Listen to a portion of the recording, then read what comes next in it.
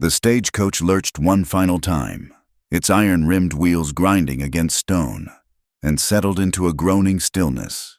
The driver, a man whose face was a road map of sun and dust, called out a gravelly, "Red Willow Crossing," and pushed open the door. For Lila Hart. The sound was less an arrival than a judgment.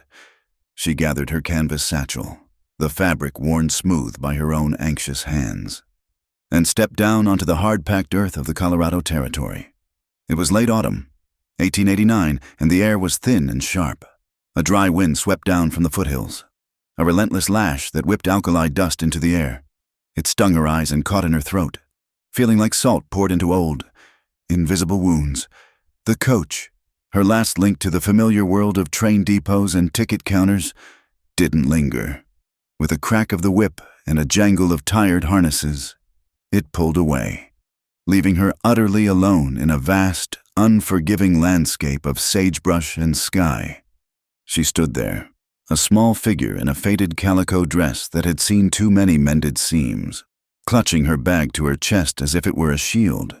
Inside the satchel, nestled between a spare dress and a worn copy of Shakespeare, was the letter, her appointment. It was the reason she had spent the last of her father's meager inheritance on a one-way ticket west. The paper was thick, expensive. The script a series of flawlessly executed copperplate loops that felt cold and impersonal. A teaching position, it promised, at the soon-to-be-opened St. Rose Convent School for Girls, right here in Red Willow Crossing. Even now, the memory of seeing it for the first time brought a flush of desperate hope. But there had been oddities she'd chosen to ignore. The wax seal that secured it had borne an unfamiliar crest, not the dove and olive branch of the order, but a strange, stylized spur. The postmark was smudged, the signature of the Mother Superior oddly masculine in its force. But doubt was a luxury she couldn't afford.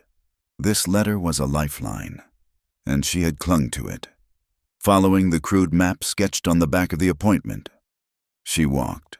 The road was little more than a pair of ruts carved into the land, winding toward a low rise. With every step, the dust settled on her worn leather boots, on the hem of her dress, a fine, gritty powder that seemed to suck the moisture from everything it touched. After a mile that felt like 10, she saw it. Hollow Spur Ranch. The name was painted on a weathered plank hanging crookedly from a gatepost. The place itself was a portrait of quiet decay.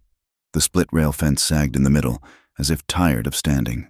The barn, its red paint faded to the color of dried blood, had a roof patched with rusted tin that rattled in the wind. A well pump, its iron handle frozen in a gesture of supplication, let out a mournful, rhythmic squeal with every gust. It was a place that had once known care. She could see. The lines of the house were good. The placement of the barn and corral logical.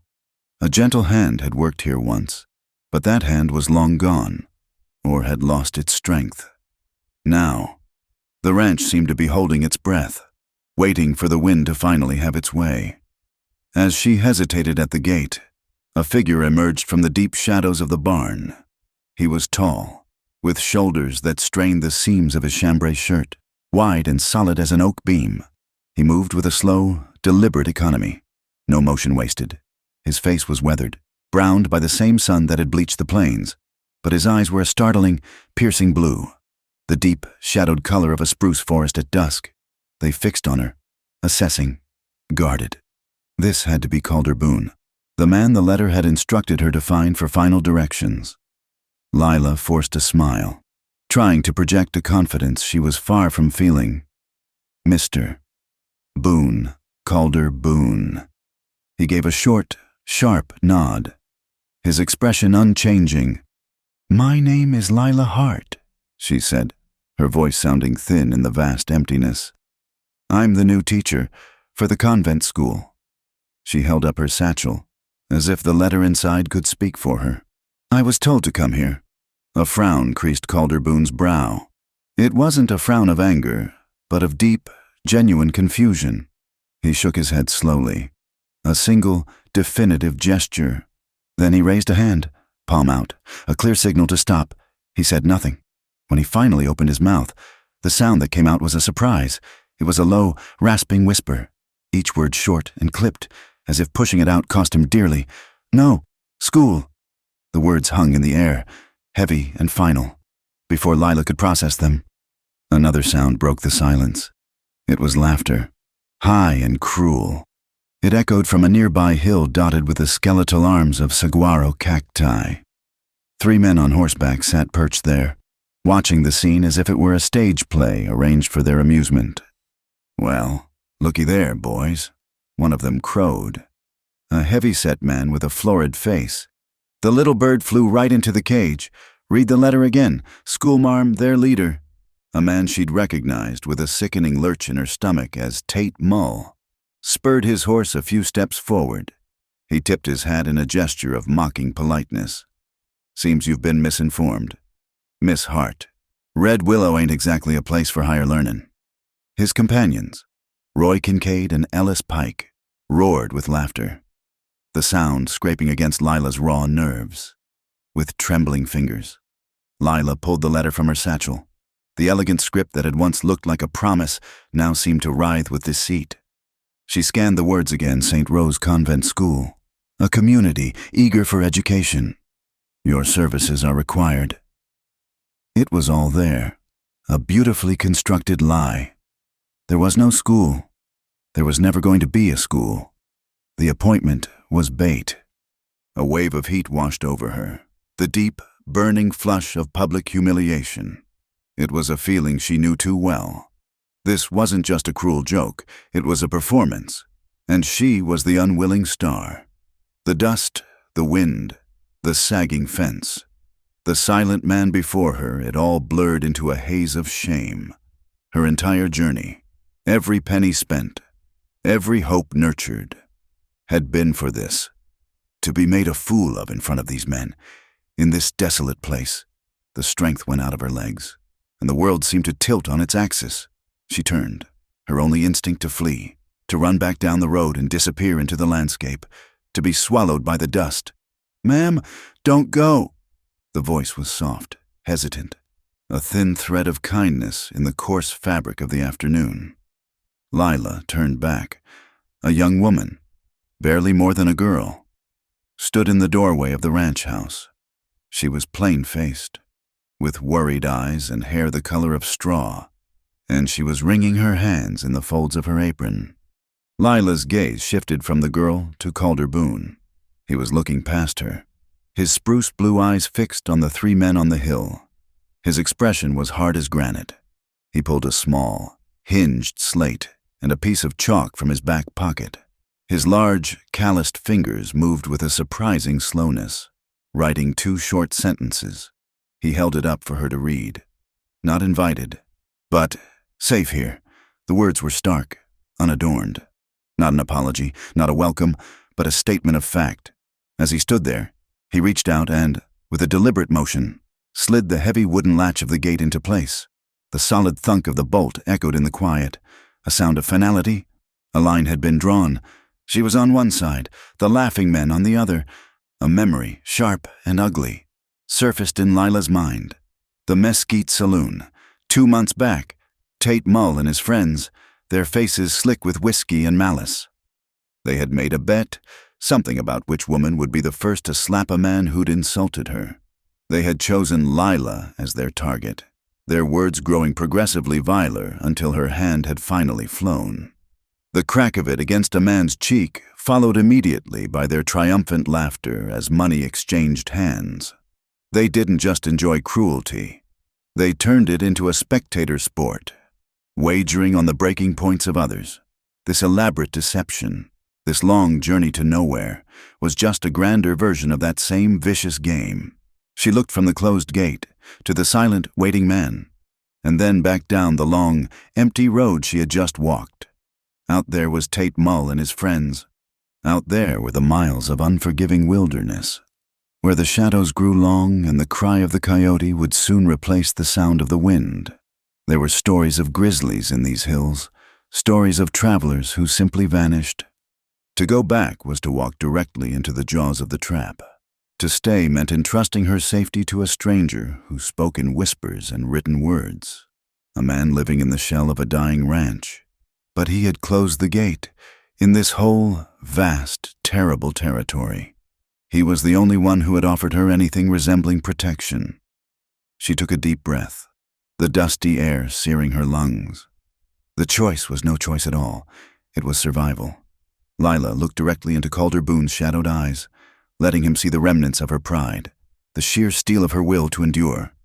She bit down on her lip, tasting the grit of the road, and gave a small, sharp nod.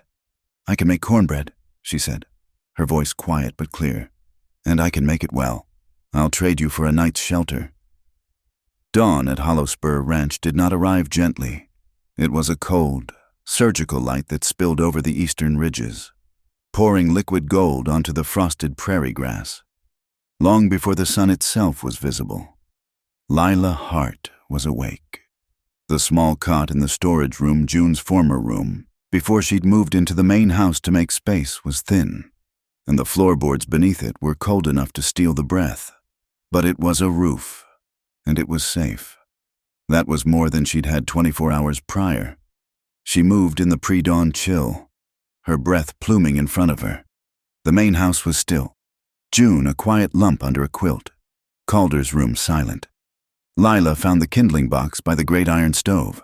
Her hands, accustomed to ink and slate, were clumsy with the flint and steel. But her mother had taught her self-sufficiency, and a small spark eventually caught the dry tinder. She fed it small pieces of wood, blowing softly until the flames licked up, greedy and orange. The stove began its slow work of chasing the bone-deep cold from the kitchen. She found the cornmeal in a tin, the lard in a crock, and the coffee beans, gritty and dark, in a burlap sack. Soon, the kitchen, which had smelled of dust and old ashes, began to fill with the honest, foundational aromas of survival. The sharp, bitter bloom of boiling coffee, the rich, heavy scent of rendering lard in a cast-iron skillet, the sweet, earthy smell of the cornmeal batter. It was the scent of a new day, one she was working to earn. June Marrow stumbled in just as the light turned from gray to pale yellow, rubbing sleep from her eyes. She was a girl caught in the awkward space between childhood and womanhood, all sharp angles and hesitant movements. "Morning," she mumbled, her voice shy. "Good morning, June," Lila replied, her own voice steady. She offered the girl a small, genuine smile. "Could you manage the eggs?" June nodded, looking relieved to be given a task. She set about cracking eggs into a bowl with a clumsy earnestness, her brow furrowed in concentration. As she fumbled with a bit of shell, the front door creaked open and then shut. A moment later, Collarbone entered, carrying 2 massive wooden buckets filled to the brim with water. The muscles in his shoulders and back strained against his shirt. The load clearly immense, yet he moved with a practiced balance, not spilling a drop. He had carried, Lila thought, a weight equal to a full season's rain. He set the buckets down by the dry sink, the wood groaning in relief. He looked from Lila at the stove to June at the table, his deep-set blue eyes taking in the scene. The kitchen was warm. Food was being prepared. He gave a single, curt nod, the closest thing to a good morning he possessed. He retrieved his slate from a hook by the door, wiped it clean, and wrote a few short words for Lila. Feed, dust bell, spooks. He pointed toward the barn. "I understand." Lila said, "I'll be careful." He nodded again, then took a tin cup, filled it with the scalding coffee, and walked back out into the cold morning, his work already begun. The silence he left behind was different from the silence of the empty prairie. His presence filled the ranch, a heavy, grounding weight, even when he wasn't there. The day seemed to revolve around his movements. June, seeing Lila's competence, relaxed. "He don't mean to be short," she offered quietly, whisking the eggs with more vigor. The dust, it hurt his lungs. Talking's hard. He doesn't need to talk," Lila said, pouring the cornbread batter into the hot skillet. It sizzled, a sound of profound comfort. "He speaks clearly enough. after they ate a breakfast of cornbread, eggs, and bitter coffee. Consumed with the haste of people who had work to do, the day began in earnest. One night's shelter had been traded, but Lila knew she couldn't accept a second without earning it. This place, for all its decay, was a living thing that demanded to be fed, watered, and mended. She would not be a burden. She would be a hand. She started in the house. The curtains in the main room were thin as gauze, ripped and hanging by threads. She found a sewing kit in a drawer, the needles rusted but usable. She sat in the thin patch of sunlight moving across the floor, her fingers deftly pulling the fabric together, reinforcing the seams, making something whole from what was broken. Her hands, which had trembled in shame the day before, were now steady, finding a rhythm in the simple, repetitive motion of the needle. From there, she moved outside. The air was cold, but the work warmed her. She went to the horse trough. It was caked with a season of algae and mud. She found a stiff brush and a scraper and set to work, the icy water numbing her hands. But the satisfaction of seeing the clean, dark wood emerge from beneath the filth was its own reward. She moved to the tack room, a place that smelled of old leather, horse sweat, and mice. Here, the ranch's poverty was stark. Saddles sat on racks, their leather cracked and dry-rotted. Bridles were missing reins, buckles rusted shut. This was not just neglect. It was the work of a man overwhelmed, trying to hold back the tide with only one pair of hands.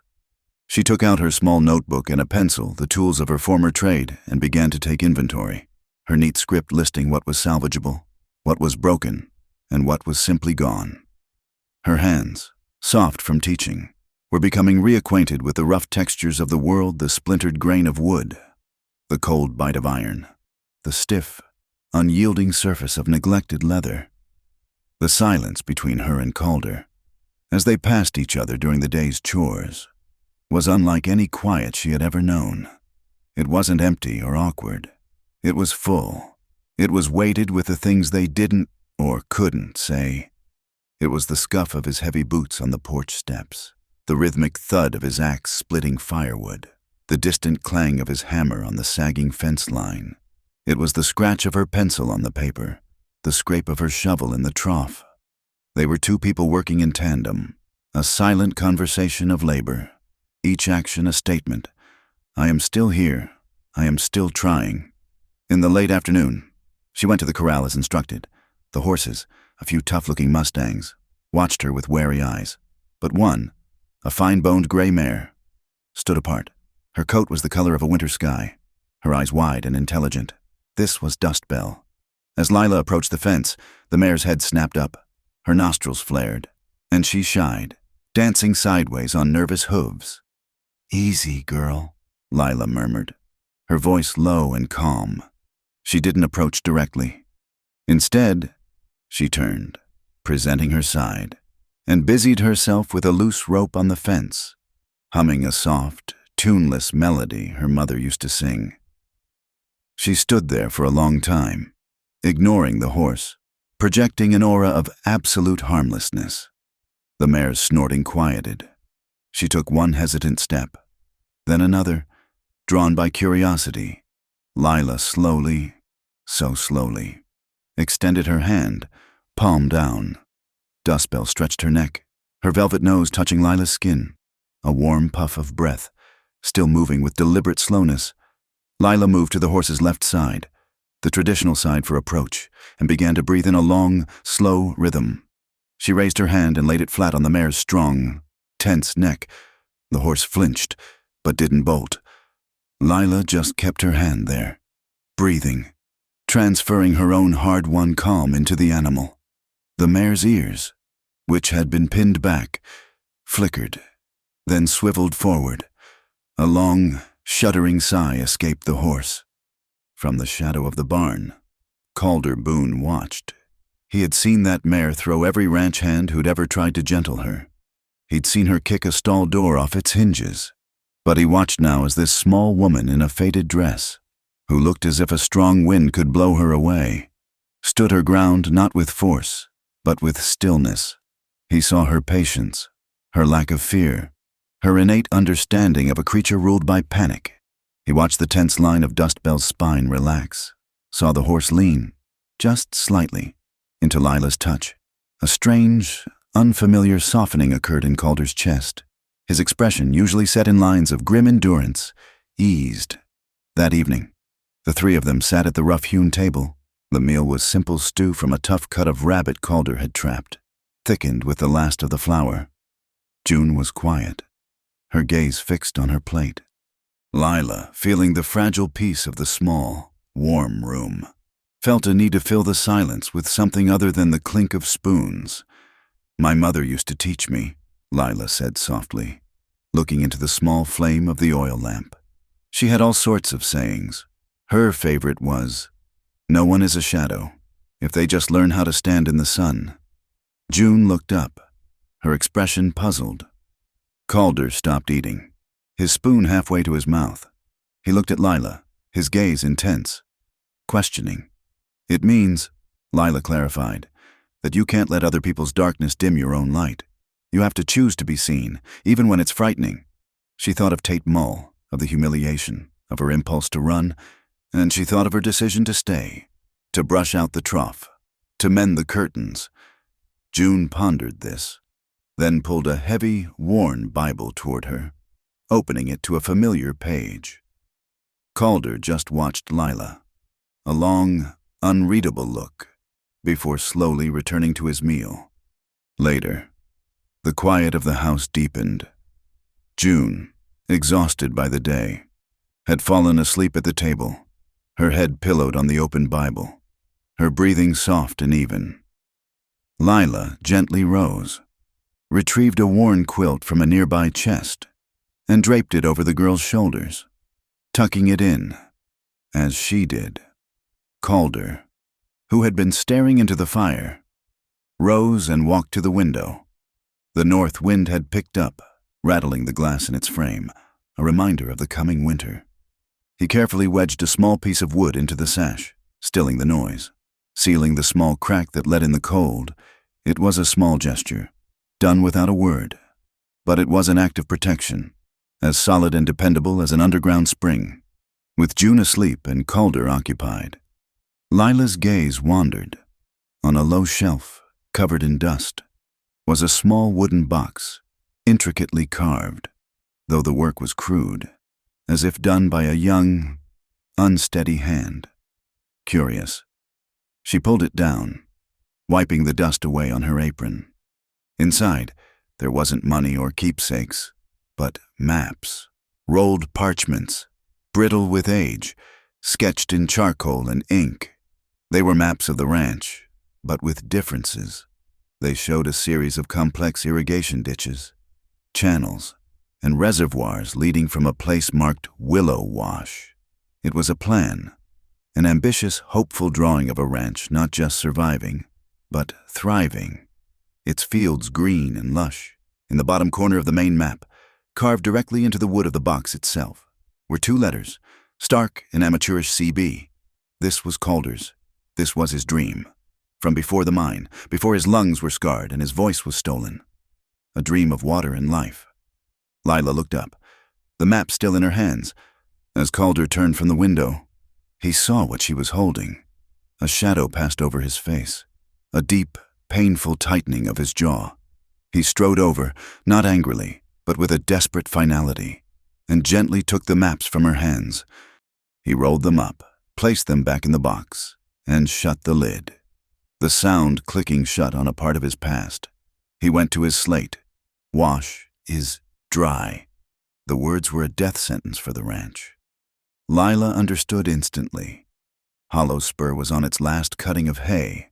The prairie grass was already brown, the creek bed shrinking daily. If Willow Wash was dry, and the ranch had no other source of water, the coming winter would be more than harsh. It would be impossible. The cattle would starve. The ranch would fail. Len, the shame of the previous day now replaced by a cold, clear purpose, went to her own small notebook. She tore out a fresh page and, in the lamplight, began to write. She wasn't a teacher, not anymore. She wasn't a victim. She was a hand. She wrote a list. Repair main trough leaks at north joint. Secure granary plug rat holes. Patch roof moss. Inventory feed calculate days until empty. She pushed the paper across the table to him. He read it, his expression unmoving. Then, he picked up his chalk. Below her neat list, he wrote 2 words. Thank you. That night, the wind still howled, but it seemed to beat against the small house with less fury. Inside the worn, tired walls of Hollow Spur, 3 people, each broken in their own way, had found a fragile, unspoken peace. The ranch was a refuge, but the world was still outside. From far away, carried on the same wind that Calder had just shut out, came a sound.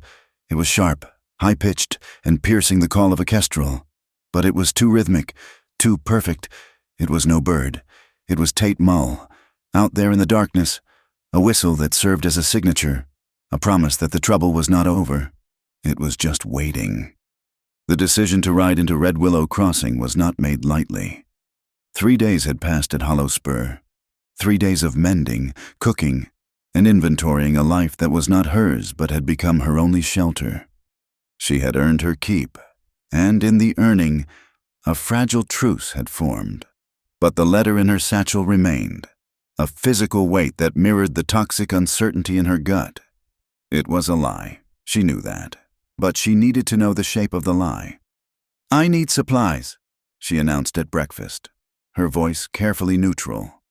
Thread, more salt, lye for soap. June looked up, her eyes wide with alarm. You can't go, not alone. Tate and his... She trailed off. Glancing at Calder stopped, a piece of cornbread halfway to his mouth. He watched Lila, his gaze assessing. He knew she was lying. His ranch was threadbare, but it was not out of salt. He saw the hard set of her jaw. The same determination she'd shown with the gray mare. Dust Bell. He knew she would go, with or without his blessing.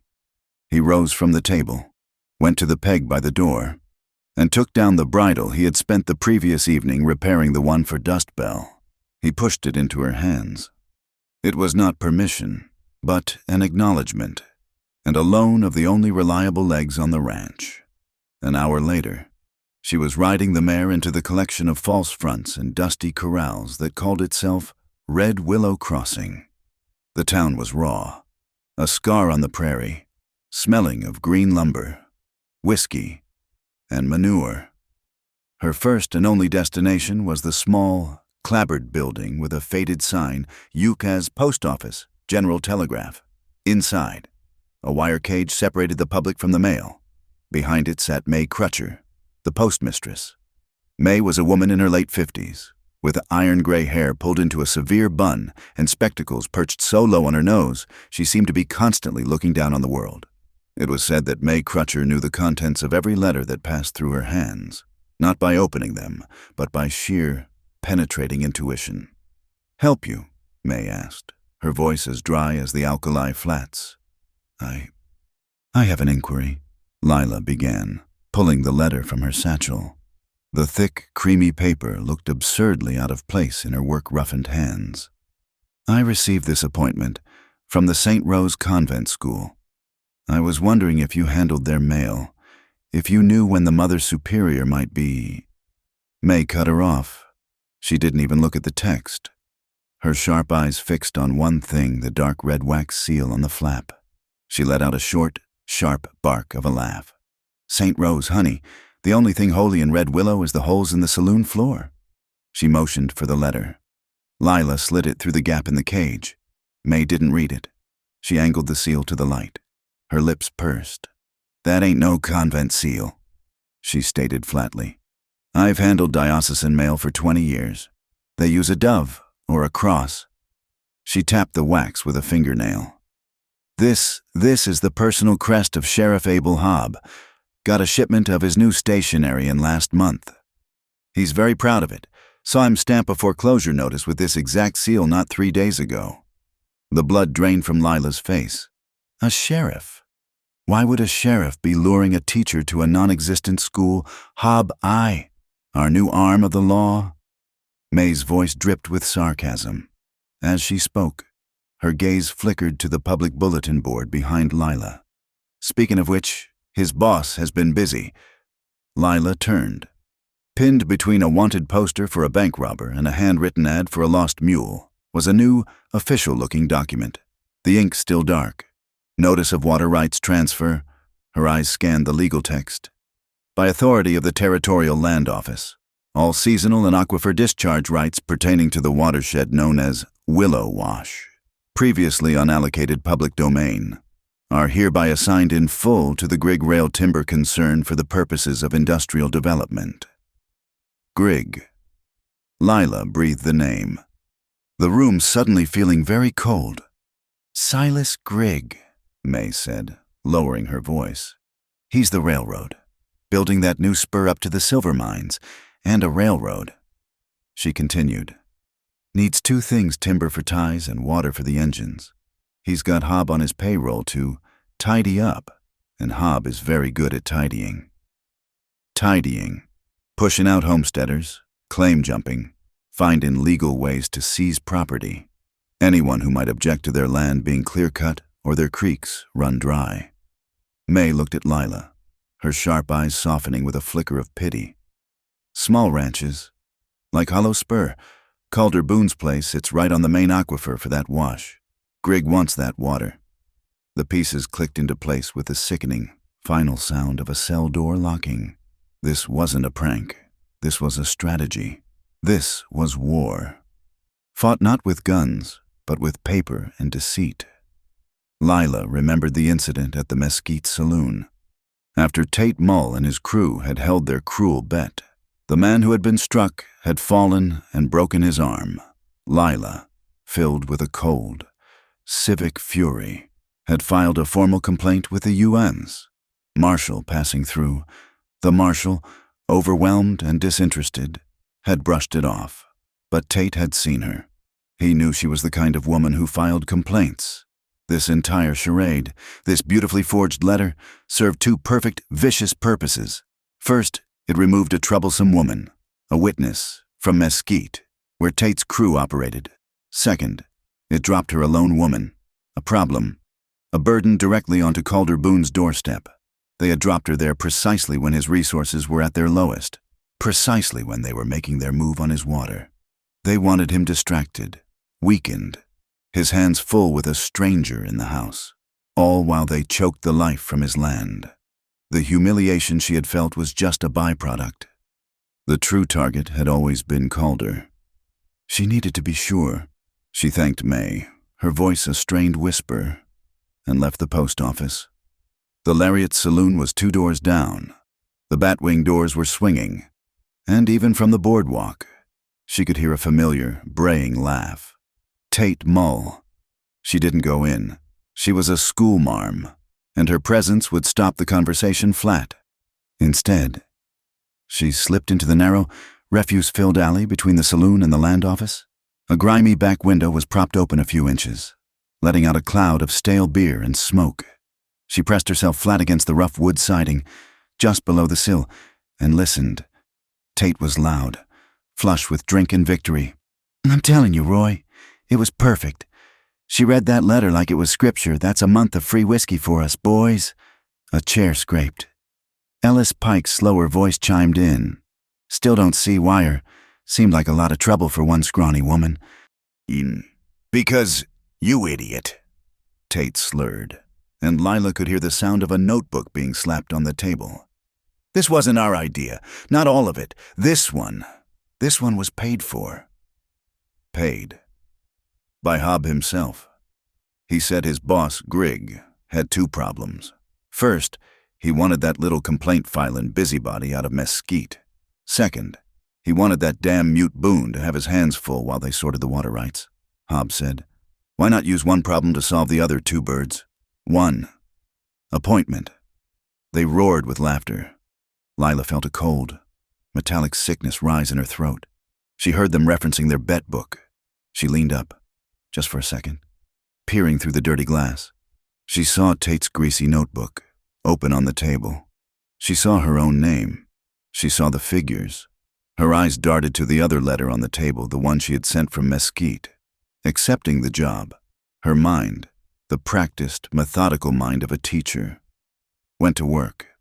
She pulled her own small notebook and pencil from her pocket. shielding it with her body. She didn't write what she felt. She wrote what she knew. She wrote down the serial number and postmark date from her appointment letter, still in her satchel. Red Willow Crossing, October 14th, 1889. She wrote down the names Tate Mull, Roy Kincaid, Ellis Pike, conspired with Sheriff Hobb, per order of Silas Grigg. Every word was a nail. She slipped away from the window, her blood pounding a cold, hard rhythm. She untied Dustbell, mounted, and rode out of town, not with the hurried panic of a victim, but with the cold, focused speed of a messenger. The mare, sensing her urgency, stretched into a steady, ground-eating canter. The sky, clear that morning, was transforming. To the west, a heavy bank of clouds was massing, the color of a fresh bruise. The air felt thick, oppressive, charged with a static weight. A storm was building, a real one. As she nadared the turnoff for the ranch, she took the shortcut that ran along the ridge, the one that passed the headgate of Calder's main irrigation flume. She'd seen it on his maps, the wooden artery that brought life from Willow Wash. As she approached, she saw them fresh wagon tracks, cutting deep into the dry earth, leading right up to the flume's main dam. Men had been here, recently. She slid off Dustbell, her heart hammering. She approached the headgate, a massive wooden trough that channeled the water, where the main trough joined the small, stone and earth dam. It was secured by a series of large, iron bolts. She looked closer. The bolts looked wrong. They were too clean, the hexagonal heads unscratched, and the metal itself had a dull, soft sheen, like pewter or lead. She reached out and touched one. It was loose, not just loose from vibration, but wobbling in its socket. Her fingers tightened around the head, and she could feel the metal give slightly, bending under the pressure. She ran back to Dustbell and galloped the last quarter mile, bursting into the ranch yard. Calder was on the barn roof, nailing down a loose sheet of tin, preparing for the coming storm. "Calder!" she shouted, her voice cracking. He looked down, startled by her cry. He didn't wait for an explanation. He saw her face, the raw terror in her eyes, and he was down the ladder in 2 seconds. She didn't have the words. She just grabbed his arm, pulling him, pointing back toward the ridge. He outpaced her, his long legs covering the ground. He saw the tracks first, and his face, usually so impassive, hardened into a mask of cold fury. He reached the flume. He didn't just look at the bolts. He took one of the large, loose heads in his massive, calloused hand. He braced himself and squeezed. The metal didn't just bend. It crushed, deforming in his grip. He yanked it free. The threads were stripped, the metal soft and worthless. He threw it to the ground, a low, rasping sound of pure rage escaping his throat. He held his hand up for Lila to see. His skin was smeared with a greasy, dark residue. They had been replaced. The strong, iron bolts that held his ranch's lifeblood together had been swapped for fakes, cheap casts of soft tin and lead, designed to look whole, but to burst apart under the first real pressure, the pressure of a storm, the pressure of the flash flood that would follow. They hadn't just shut off his water. They had set a trap. When the flume failed, it would be catastrophic, a total washout, and it would look like an act of God. They walked back to the house in a heavy, terrible silence. The first cold drops of rain began to fall. When they stepped inside, June saw their faces and let out a small, terrified cry. "It was Hobb," she whispered, her whole body trembling. She shrank back as if expecting a blow. He came by last week, when you were in the north pasture. Calder. He said the old water tax collector was gone. He said the rates were double, starting now." She was crying, the words tumbling out. "I told him we didn't have it. He just smiled. He said if we couldn't pay, he'd have to officially seal the flume. He and his deputy rode up there. I heard them, hammering. I thought he was just boarding it up. I didn't know he was breaking it." Lila's mind, which had been reeling, suddenly became sharp as glass. This was it. The final piece. She put a hand on June's shoulder. Her own fear burned away by a cold, clarifying anger. He didn't seal it. June, he set a trap. She looked at Calder. His face was a thundercloud. He was already moving toward the door, his hands clenched, ready to ride out and meet violence with violence. No, Lila said, stepping in his path. That's what they want. If you just fix it, they'll say you broke Hobbs' official seal and arrest you for tampering. If you ride into town, they'll call it a provocation. We can't fight them with our hands. We have to fight them with their own weapons. With paper. He stopped, confused. She ran to her satchel and grabbed her notebook and pencil. June, she commanded. Get me a piece of charcoal from the stove, a sharp piece. She turned back to Calder, her eyes blazing. We are not going to be victims. We are going to build a legal defense. We are going to take a charcoal rubbing of that fake wax seal on my letter. We will document those broken bolts.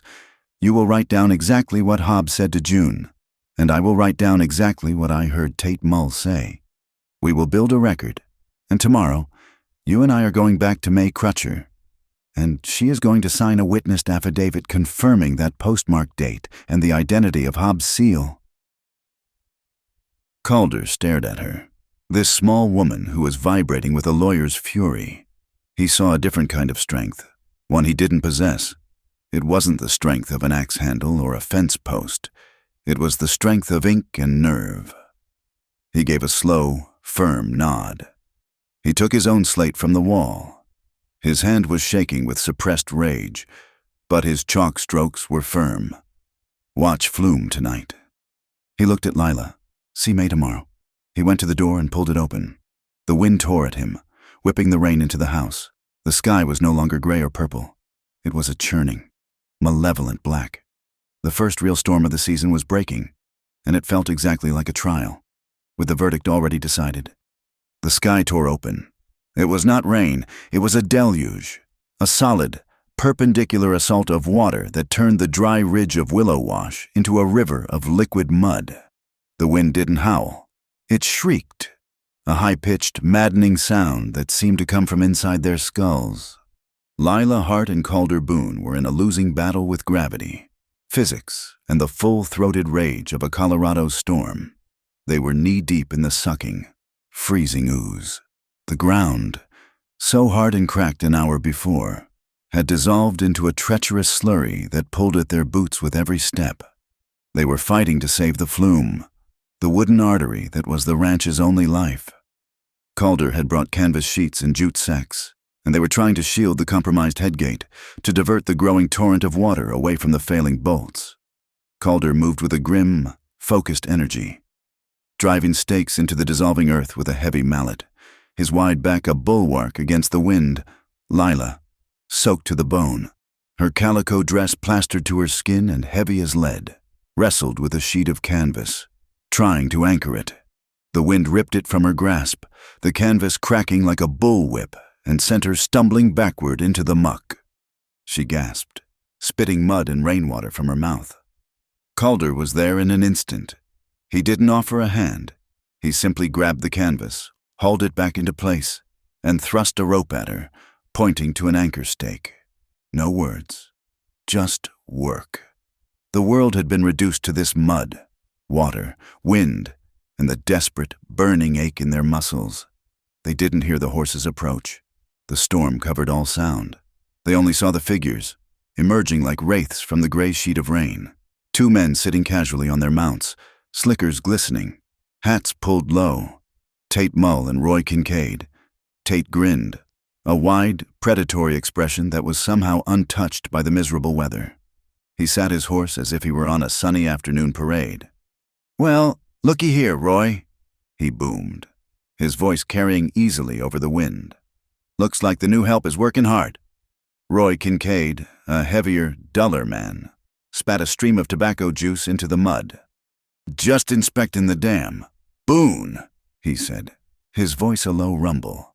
"On behalf of Mr. Grigg, gotta make sure all territorial assets are secure in the storm. You know." He uncoiled something from his saddle horn. It was a heavy logging chain, thick-linked and oiled against the rust, with a wicked-looking iron hook at one end. He let it swing, a slow, metallic pendulum. Collarbone did not speak. He didn't look at them. He finished hammering a stake, his movements deliberate, economical. Then he turned, slowly. He picked up the tool he had been using to clear debris, a long, heavy iron pry bar with a forked hook at the end, designed for pulling timber. He didn't raise it as a weapon. He simply held it, his knuckles white. He stood like a post driven into the bedrock, his body a silent, immovable no. Lila moved. She didn't think. She simply took 2 steps to the side, coming to stand half a pace behind Calder's shoulder. She was out of his way, but she was with him. Her heart was a cold, hard knot in her chest, but her eyes, fixed on Tate, did not blink. She would not be a shadow. Tate's grin faltered, replaced by a sneer of irritation. This wasn't the cowed, weeping woman he'd expected. Stubborn, ain't he, Roy? Maybe you oughta test the fittings.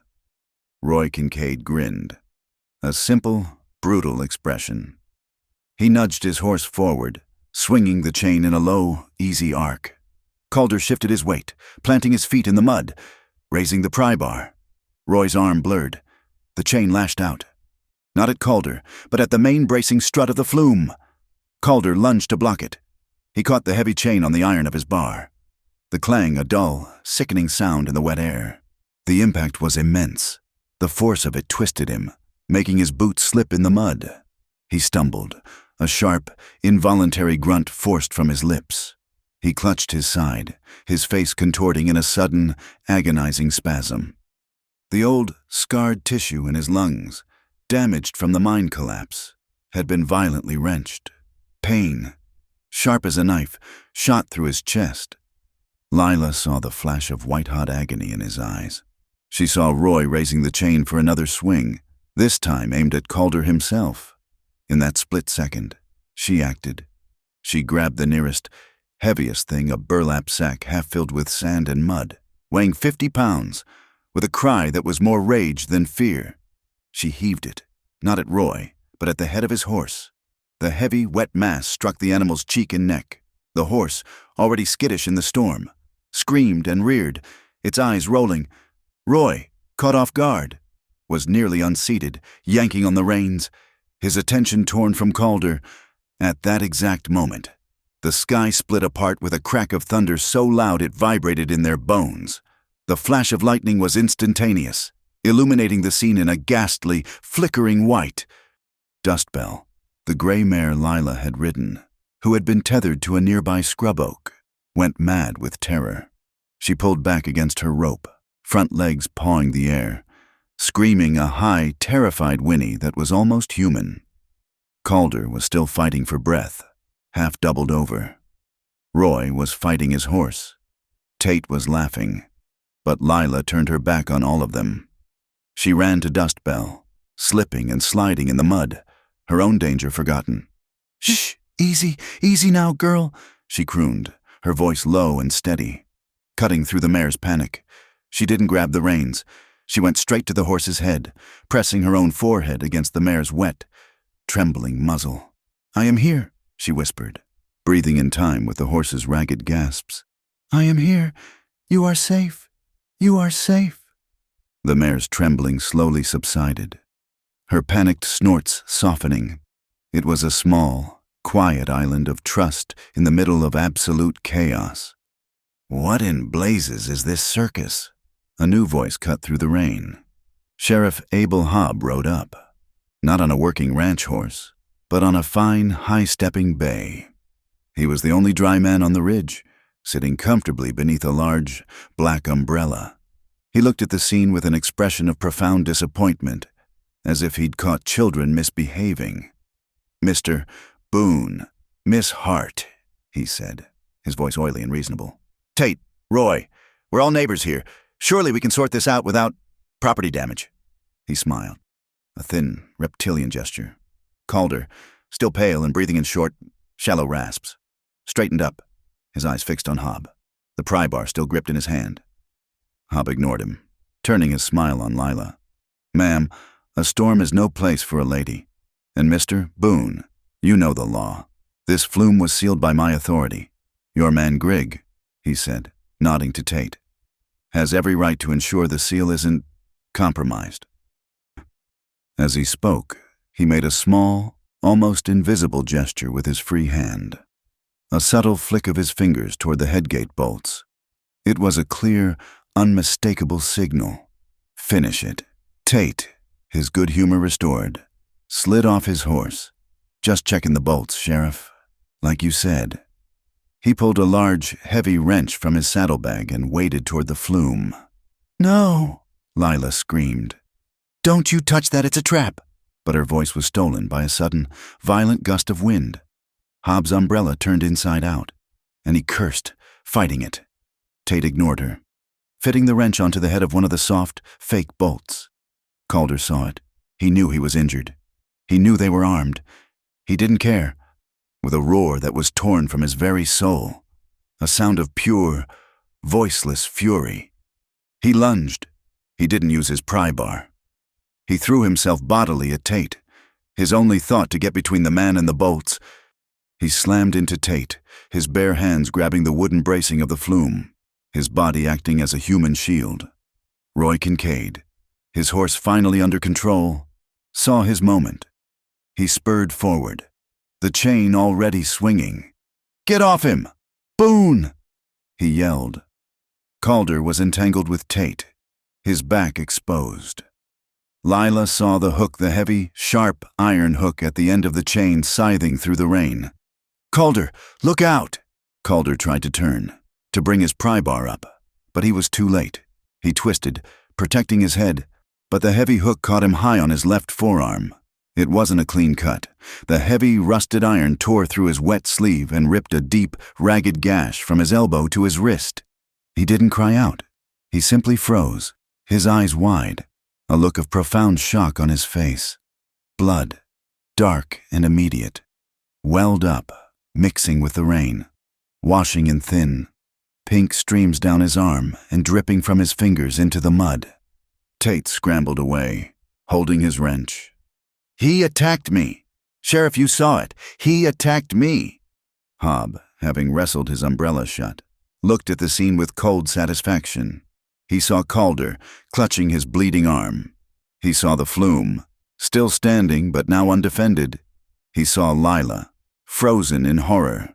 I saw a man interfering with a lawful inspection, Hobb said smoothly. He motioned for his men to mount up. Mr. Boone, I'd advise you to respect the law, and this, he gestured to the failing flume, is just unfortunate, but as they say. He gave them his thin smile. Water always follows the man with the gun, and the paperwork. He turned his horse. Tate and Roy followed, laughing as they rode, disappearing back into the sheet of rain. They were alone again. Calder was leaning heavily against the flume, his face sheet white, blood streaming between the fingers clamped over his arm. The wind howled, and the water of the wash, now a churning brown torrent, slammed against the headgate. The structure groaned, the wood shrieking in protest. The fake bolts were vibrating, slipping. It was going to fail. Calder, we have to go, Lila cried, pulling at his good arm. It's not worth it. He shook his head, a violent, negative gesture. He would not leave it. He would not let them win. He tried to move, to brace the flume with his body again, but his legs were shaking, the shock and pain and lung-searing effort overwhelming him. It's holding, Lila whispered, her voice full of disbelief. Calder looked. She was right. The main strut, the one Tate had been trying to unbolt, was under immense pressure, the wood bowing, but it was not breaking. The structure was holding. But how? Lila moved closer, pushing the wet hair from her eyes, and then she saw it. Below the main joint, nearly invisible in the muddy water, was a thick, coiled rope. It was the rope she had used to anchor the canvas, the one Calder had thrust at her. She had tied it off, not with a simple loop, but with the knot her seafaring father had taught her. A complex, self-tightening knot called a double anchor hitch. It was designed to increase its grip under pressure. The more the water pushed, The tighter her knot bit into the anchor stake. The canvas was gone, ripped to shreds. But her knot, born of a different, waterlogged life, had held the flume together. The immediate crisis was over. The flume was holding, but the man was not. Calder slid down the wet wood, collapsing into the mud, his good hand still clamped around his bleeding arm. It took all her strength, and his, to get him back to the house. He leaned on her, a staggering, lurching journey through the ankle-deep muck. June saw them from the window, and her face went pale, her hands flying to her mouth. She held the door open as Lila half-dragged, half-carried Calder inside, leaving a trail of mud and blood on the kitchen floor. He slumped into the chair by the fire, his head lolling. The kitchen, with its warmth and the smell of wood smoke, felt like another world. June, after one terrified, tear-filled look, sprang into action, her fear replaced by a desperate need to be useful. She stoked the fire, piling wood into the stove until it roared, driving the chill from the room. She put a kettle on to boil. Lila ripped open Calder's sleeve. The wound was ugly, a deep, gaping tear that was already swelling. It was full of mud and grit. "June, bring the whiskey," she said, her voice a low command. "And my sewing kit, and clean rags." She began to clean the wound, her hands surprisingly gentle but firm. She poured the raw whiskey directly into the gash. Calder's entire body went rigid. His teeth clamped down so hard she heard them grind, a low, choked sound of agony rattling in his damaged chest. But he did not pull away. He just stared into the fire, his eyes clamped shut, sweat and rain beading on his forehead. Lila stitched the wound, her needle moving with the same precise, steady rhythm she had used on the curtains. When she was done, she bandaged it tightly with the clean rags. June, pale but composed, handed her a steaming mug of coffee, laced with more whiskey. For a long time, nobody spoke. The only sound in the room was the roar of the fire and the steady, relentless drumming of the rain on the roof. June sat on a small stool, her hands clasped, watching Calder. Calster slowly opened his eyes. He looked at his bandaged arm, then at Lila, who was kneeling in the mud and blood on the floor beside his chair. Exhausted, he reached with his good hand, not for the coffee, but for the small slate and chalk on the table. June, anticipating, handed it to him. His hand was shaking from the pain and the cold, but he managed to write. He held it up for Lila to see. "Don't apologize. You saved—" Lila read the words, and the iron band of terror and adrenaline that had been squeezing her chest for hours finally broke. A single, hot tear traced a clean path through the mud on her cheek. She wasn't apologizing. She had been thinking that if she hadn't been there, none of this would have happened. He was telling her she was wrong. She looked up, meeting his gaze. It was a look that lasted longer than was comfortable, longer than was polite. It was a look that stripped away everything. He was no longer just a silent, brooding rancher, a Gan Nang burden. And she was no longer a humiliated, displaced schoolmarm. In the light of the kitchen fire, surrounded by the wreckage of the day, they saw each other for what they were, two people who had stood their ground, two people who had bled together, two people who had, against all odds, held the line.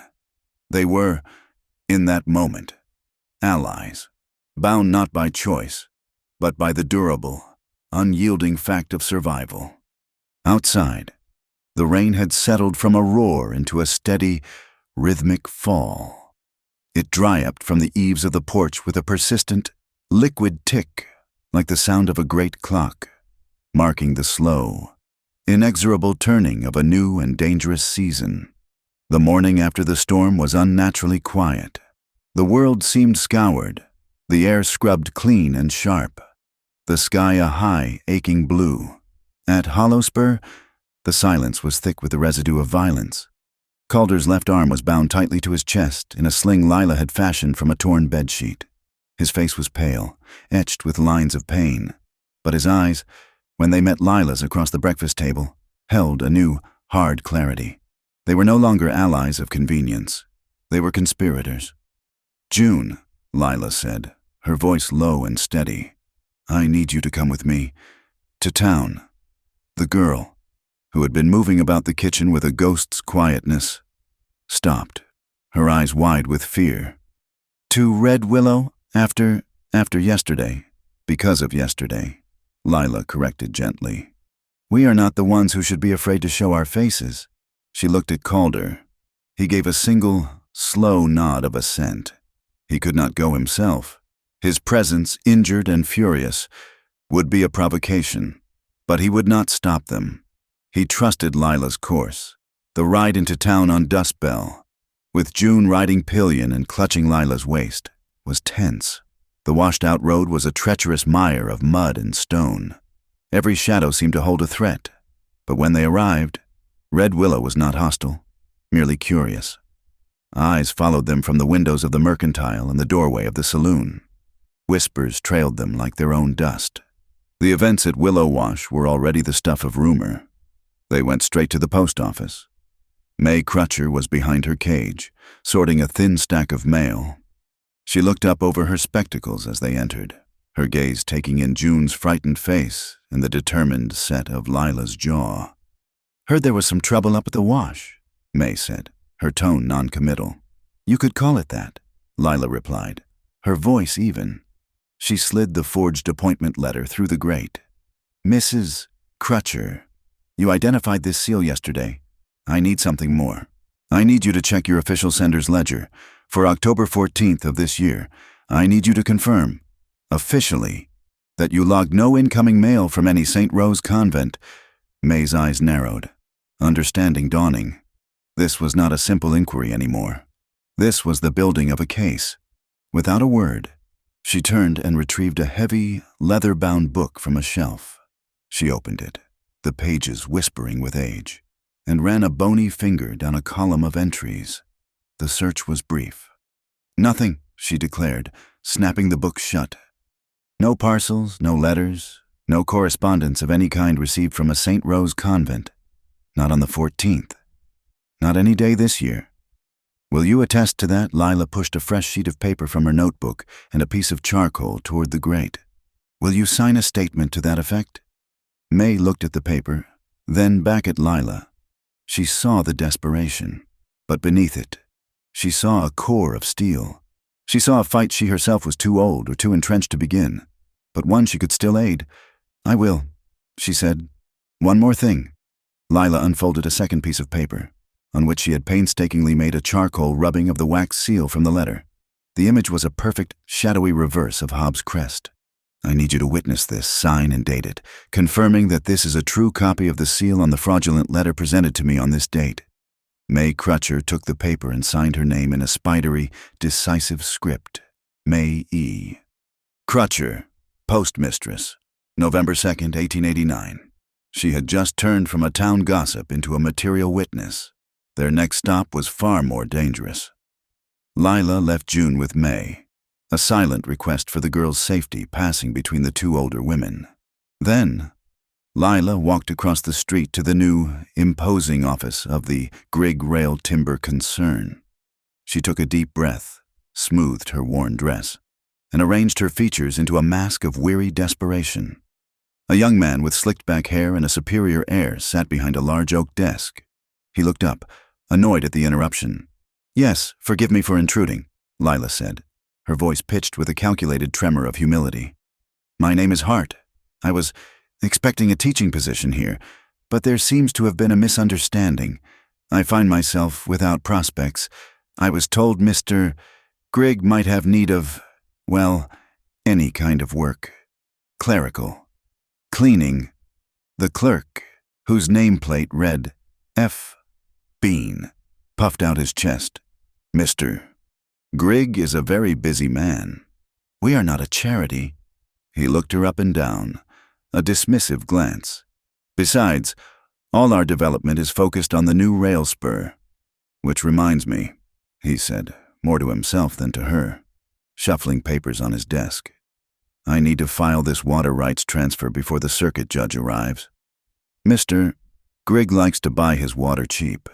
You see, just waiting for that old Boone flume to fail is all. And then we can get it for pennies on the dollar. Lila's heart gave a single, hard jolt. She kept her eyes downcast, her expression humble. "I see. I'm sorry to have taken your time." She turned to leave, the clerk already having dismissed her from his mind. She had it, a direct link, a motive. Spoken from the mouth of Grigg's own man. Her final stop required the most nerve of all. The Lariat Saloon. It was mid-morning, and the place was mostly empty, save for a few old prospectors and at a corner table. Tate Mull, nursing a beer and boasting to the bartender. His betting book lay on the table beside his drink. Lila had spent 2 hours the night before, by the faint light of a single candle, meticulously copying the first few pages of her own notebook into a cheap, identical one she'd found in Calder's house. Her script was plain, her entries mundane lists of supplies. It was a perfect, boring forgery. She walked in. The saloon went quiet. Tate looked up, his eyes widening in disbelief, then narrowing into a smug, cruel smirk. Well, he drawled. "Look what the storm washed in. Come back for another lesson." Schoolmarm Lila walked directly to his table. She stopped, looking down at him, her face a mask of cold fury. "You," she said, her voice low and shaking with practiced rage. "You did this. This was your doing."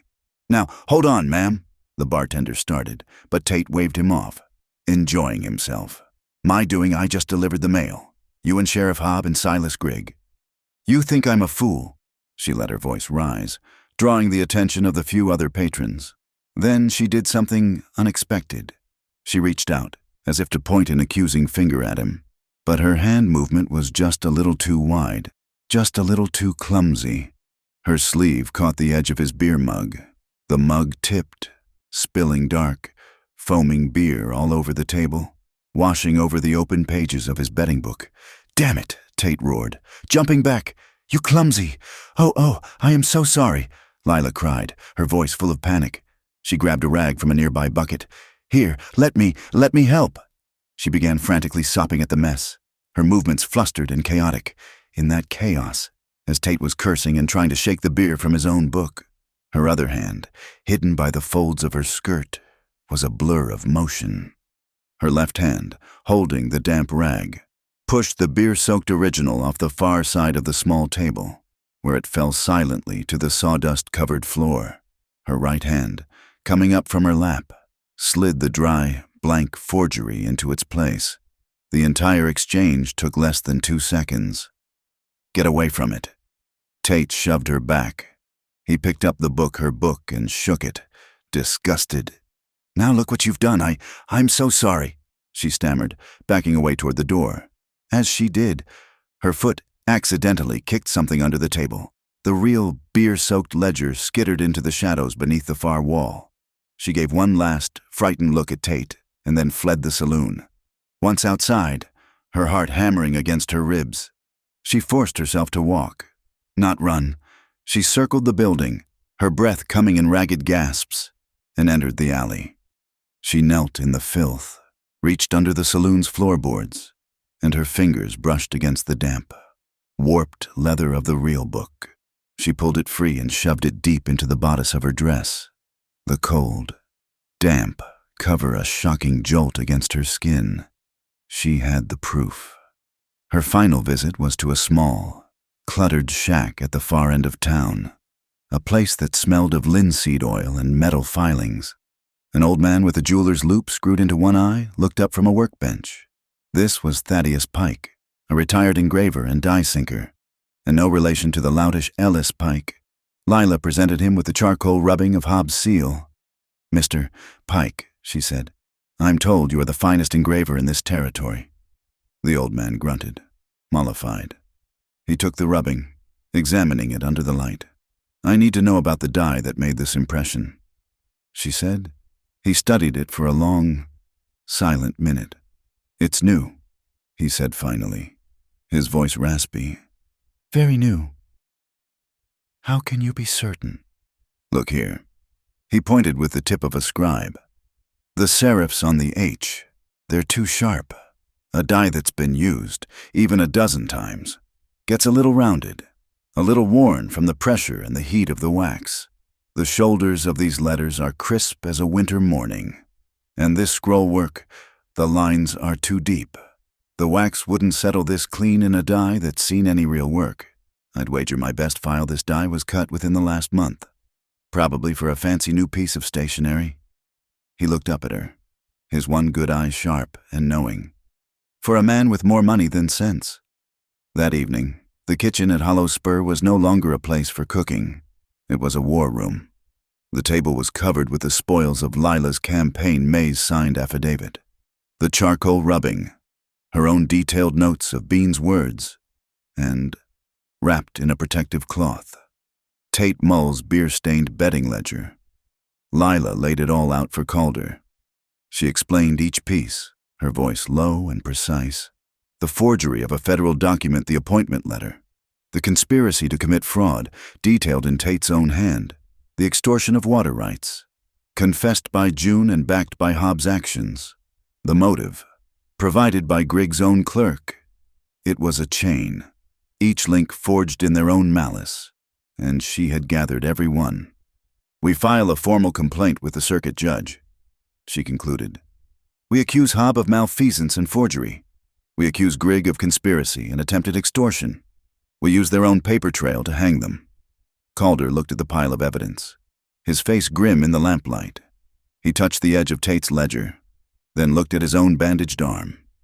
He knew she was right, but he also knew the limits of paper against power. He picked up his slate. This is good, but it is our word, against theirs. He paused, then wrote one more line. We need more voices. The next morning, before dawn, he was gone. He left a note on the table. Mine. Lila understood. He wasn't going to the working silver mines. He was going to the abandoned ones, the played-out claims where the men Grigg had cheated and ruined now eked out a desperate existence. The men who had lost their claims to Grigg's legal tricks. The families of miners who had died in unsafe shafts Grigg refused to timber. He was going to gather his own witnesses. That night, the house was filled with a quiet, furious industry. Lila sat at the head of the table, the general of her paper army, arranging the evidence, writing out a clear, chronological narrative of the crimes.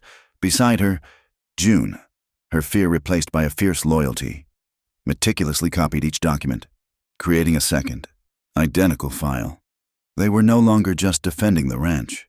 They were building an unassailable record of truth. Calder, his arm making him useless for heavy work, sat by the hearth. He took out a box of old, bent nails and, with a file and a small hammer, began to patiently, methodically straighten them, one by one. He was mending what was broken, making it useful again. The three of them worked in silence. The only sounds the scratch of June's pen, the rustle of Lila's papers, and the soft, rhythmic tap, tap, tap of Calder's hammer. In a quiet moment, as June was changing the ink in her pen, Calder set aside his nails. He picked up a piece of charcoal from the hearth and a clean pine shingle. He looked at Lila, who was bent over the table, her brow furrowed in concentration, the lamplight catching the stray strands of her hair. He began to draw, his large, rough hands, so used to the brute force of an axe or a pry bar, moved with a surprising, gentle precision. He drew what he saw Lila, not at the table, but as he had seen her in his mind's eye, standing before the flume, her back straight, a notebook in her hand, facing down the storm. He captured the strength in her posture, the intelligence in her eyes, the set of her jaw. It was not a portrait of a pretty woman. It was a portrait of courage. When he was finished, he looked at it, a flush rising on his weathered cheeks. He slid the shingle under a stack of old newspapers, hiding it. Later, as Lila was gathering the papers to put them away for the night, she saw the edge of the shingle. Curious, she pulled it out. She stared at the charcoal sketch of herself, her breath catching in her throat. She saw not what she felt terrified, out of her depth, but what he saw. A defender, a fighter. She looked over at him. He was watching her, his face guarded, vulnerable.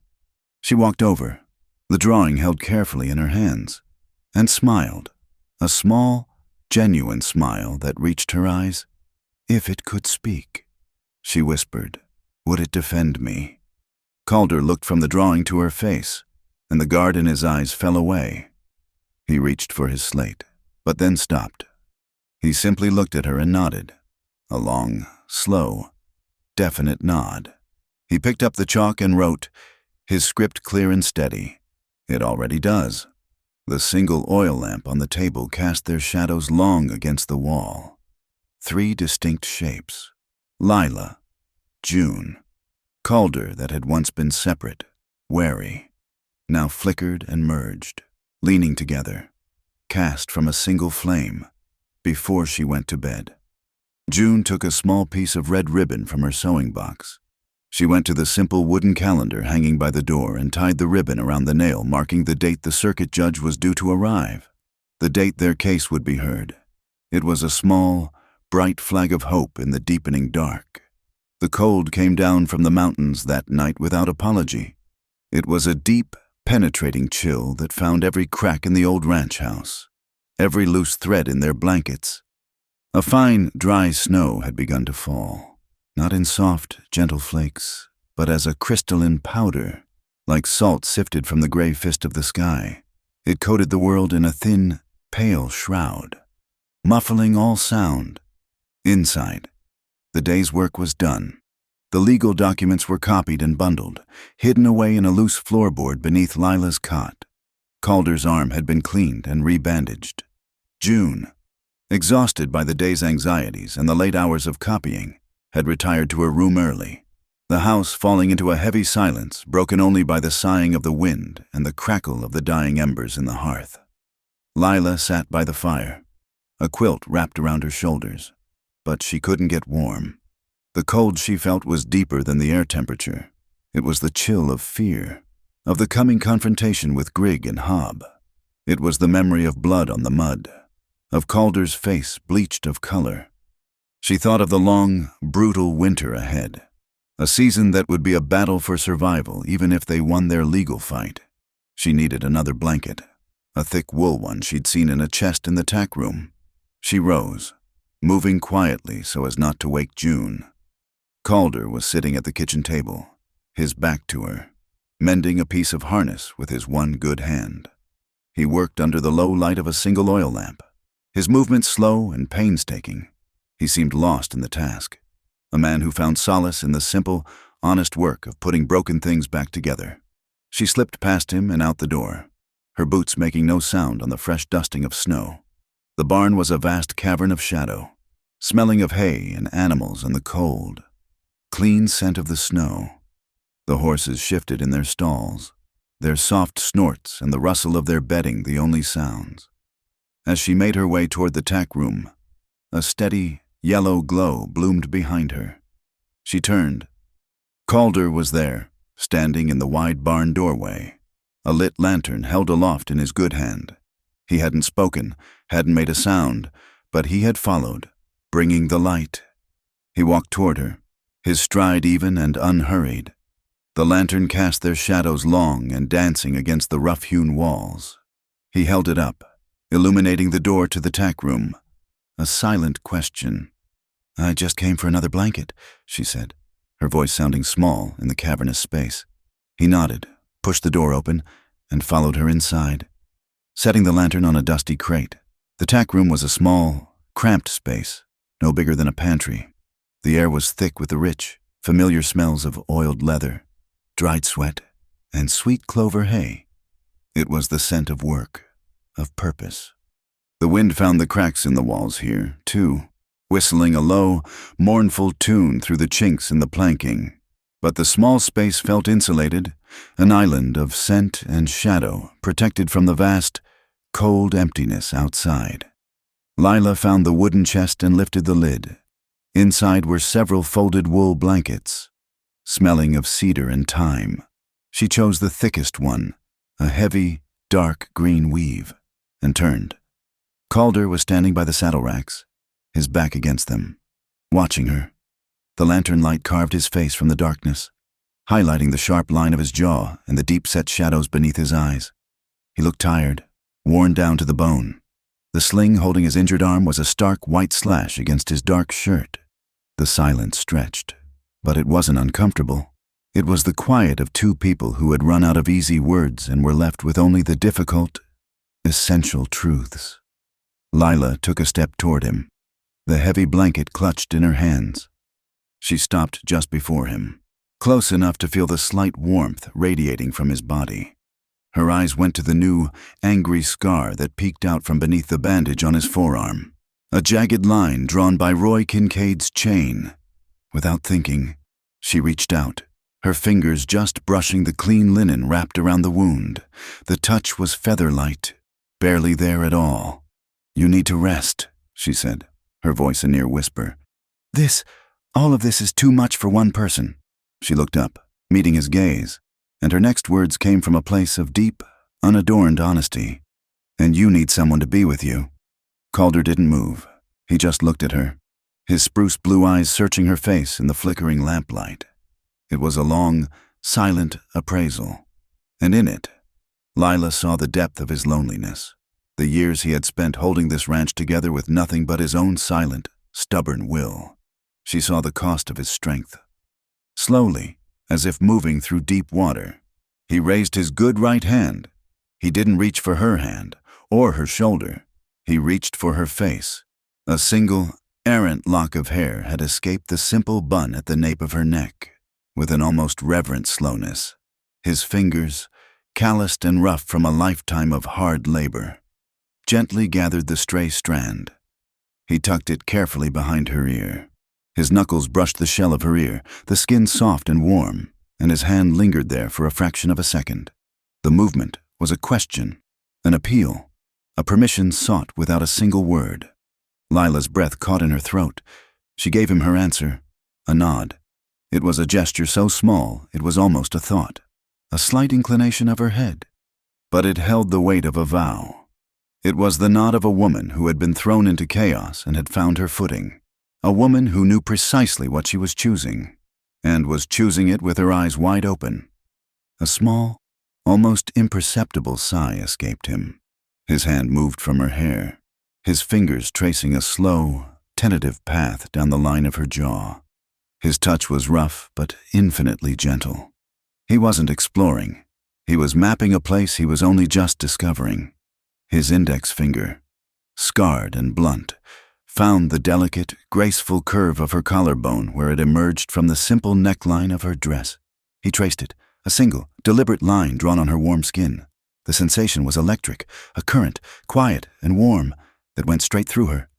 Lila drew in a sharp, involuntary breath, a gasp that was part surprise, part pleasure. The sound, soft as it was, seemed to echo in the small, silent room.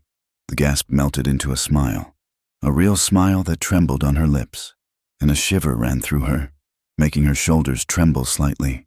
She let the heavy blanket fall from her hands, forgotten, onto the dusty floor. She reached for his hand, the one that was still resting against her collarbone. She didn't push it away. She covered it with her own, her slender fingers lacing through his strong, thick ones. She held his hand there, pressing it gently against her, then used its anchor to draw herself closer until there was no space left between them at all. She rested her forehead against his. His skin was cool from the night air. Their breaths mingled, warm puffs of steam in the cold room. She could feel the steady, slow beat of his heart through the rough fabric of his shirt, a rhythm that was becoming as familiar to her as her own. It was a strong, dependable beat, a survivor's rhythm. They stood like that for a long time, foreheads touching, hands clasped, simply breathing each other in. They leaned back together, their bodies finding support against a tall wooden rack hung with heavy saddles. And then, he lowered his head. The kiss came as gently as the snow falling outside. It was not a kiss of sudden passion, but of slow, dawning recognition. His lips were chapped from the wind, but they were warm and firm against hers. It was a kiss that asked for nothing, but offered everything: solace, safety, a shared and profound understanding. It was deep and sure, as solid and binding as a promise signed and sealed against the coming winter. There was no hurry, no demand, only a deep, abiding wellspring of trust that had been earned in mud and blood and firelight. Lila slid her free hand up his chest, her palm resting flat against his heart. She could feel the steady thump-thump beneath her hand, a reassurance that after everything, he was still here, still whole. In response, Calder's good arm, the right one, came around her back, encircling her waist. He drew her in, holding her firmly but gently against him. He held her not as a man holds a lover, but as a man holds the last piece of solid ground in a flood. He held her as if he were holding onto home. The lantern on the crate sputtered, the flame dipping low, casting the room in a softer, warmer glow. Lila tilted her head back slightly, her lips parting from his. Her eyes were still closed, a faint, contented smile on her face. "Here," she whispered, the word a soft puff of air in the small space between them. It was a word that meant everything. Not just here, in this room, but here, with you. It was a place and an answer all at once. A sound from outside broke the spell, the soft crunch of boots on the snow-covered porch, followed by the faint creak of the kitchen door. June. She must have woken for a drink of water. They drew apart, not with a start, but with a slow, reluctant grace. The moment was over, but it was not broken. Calder's arm remained around her waist. Lila looked up at him, her smile still lingering. She reached up and pressed her lips to his cheek, a kiss that was short, warm, and chaste, a final, quiet seal on the unspoken promise that had just passed between them. She squeezed his hand, still entwined with hers, and then stepped back.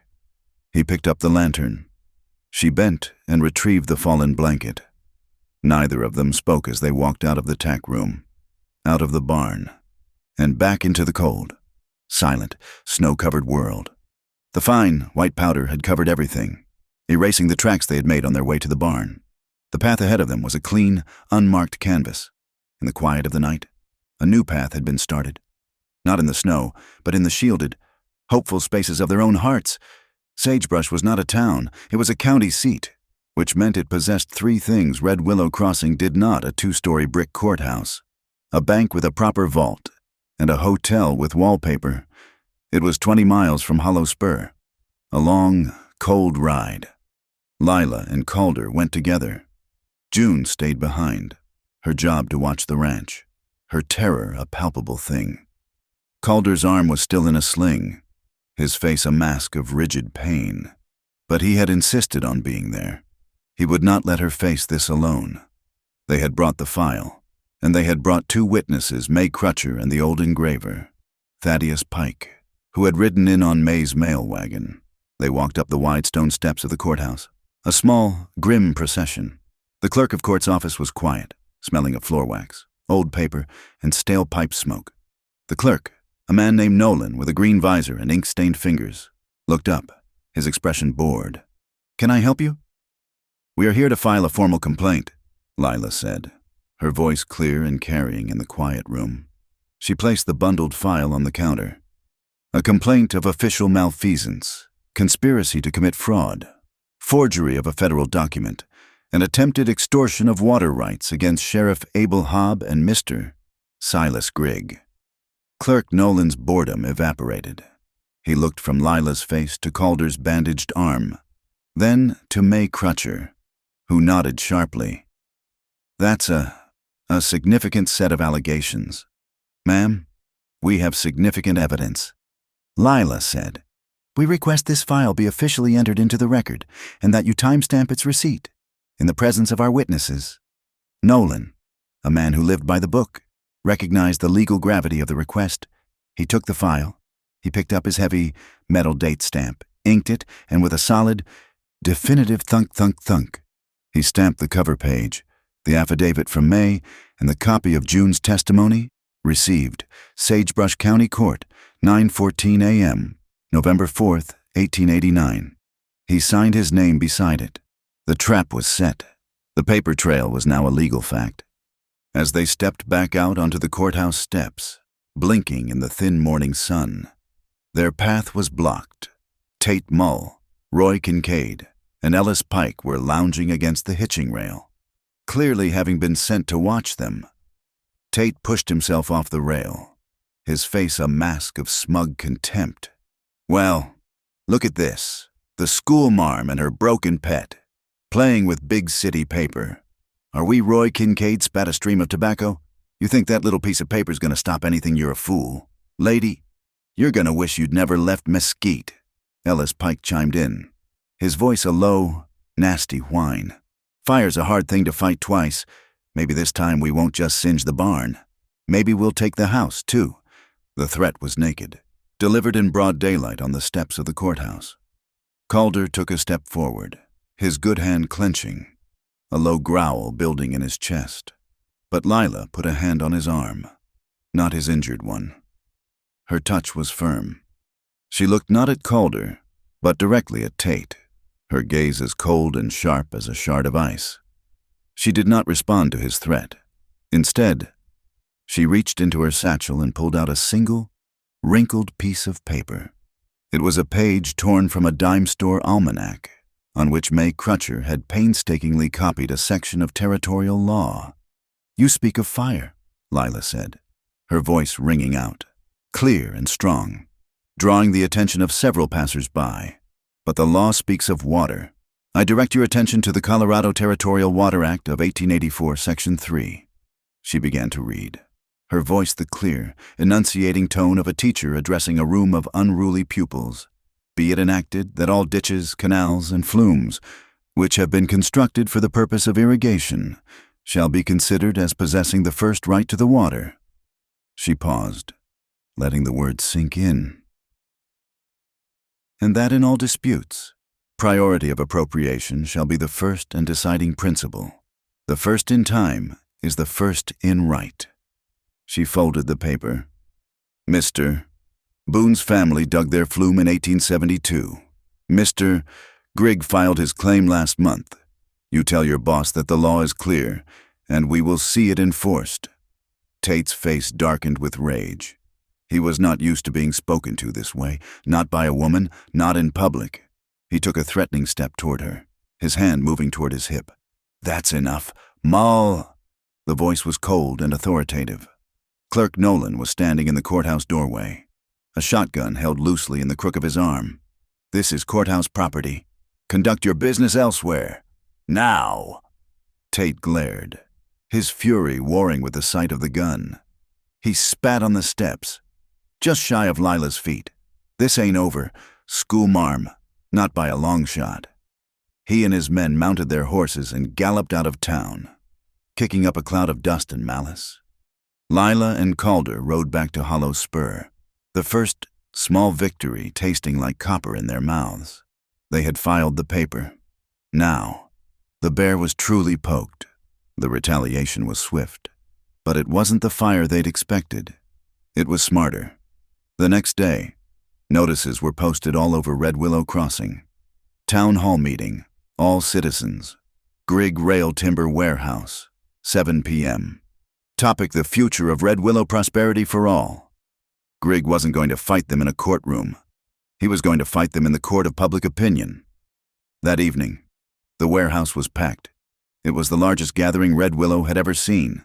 Farmers whose crops were failing, prospectors whose claims had run dry, merchants whose ledgers were bleeding red ink. They were a crowd desperate for good news, for a savior.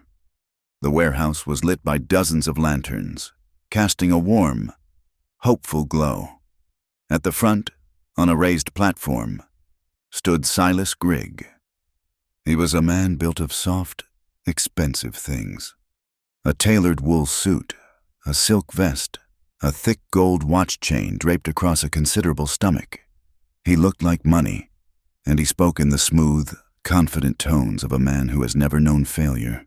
Beside him, slightly in the shadow, stood Sheriff Hobb, his hands clasped behind his back, his badge gleaming, a silent, smiling symbol of authority. "Friends, neighbors," Grigg began, his arms spread wide.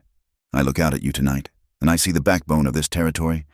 Hard-working, God-fearing folk who want one thing: a chance to build, to prosper, to give your children a better life." A few hopeful amens rose from the crowd. "But this territory," he continued, his voice dropping, is hard. It's dry. It's unforgiving. You have the will, but you lack the means. The means to get your crops to market. The means to get new equipment from market. The means of industry. He slapped his hand on a large map draped on an easel. I am here to provide those means. The Grig rail spur will cut right through here, linking Red Willow to Denver, to the world. It means jobs, not just for a season, but for a generation. Jobs cutting timber. Jobs laying track. Jobs in the new depot I will build right here. He was raining promises down on them like kernels of corn, and the hungry crowd was eating it up. But, he said, his voice hardening, there are always obstacles, people who can't see the future, people who would rather cling to a dry, dusty past than embrace a green, prosperous future. He didn't say Calder's name, but every eye in the room knew who he meant. People who hoard resources, people who would let a whole town die of thirst just to water a single, failing field. A low murmur of agreement went through the crowd. This was what Lila had feared. He was painting Calder as the enemy of progress. He's lying, Lila's voice, clear and sharp, cut through the room. The crowd turned, startled. She was standing near the back, Calder and June beside her. She began to walk forward. The crowd parting for her like the Red Sea. "Mr. Grig," she called out, her voice not loud, but carrying. "You speak of a prosperous future, but your entire plan is built on a stolen foundation." Grig smiled, a condescending, fatherly expression.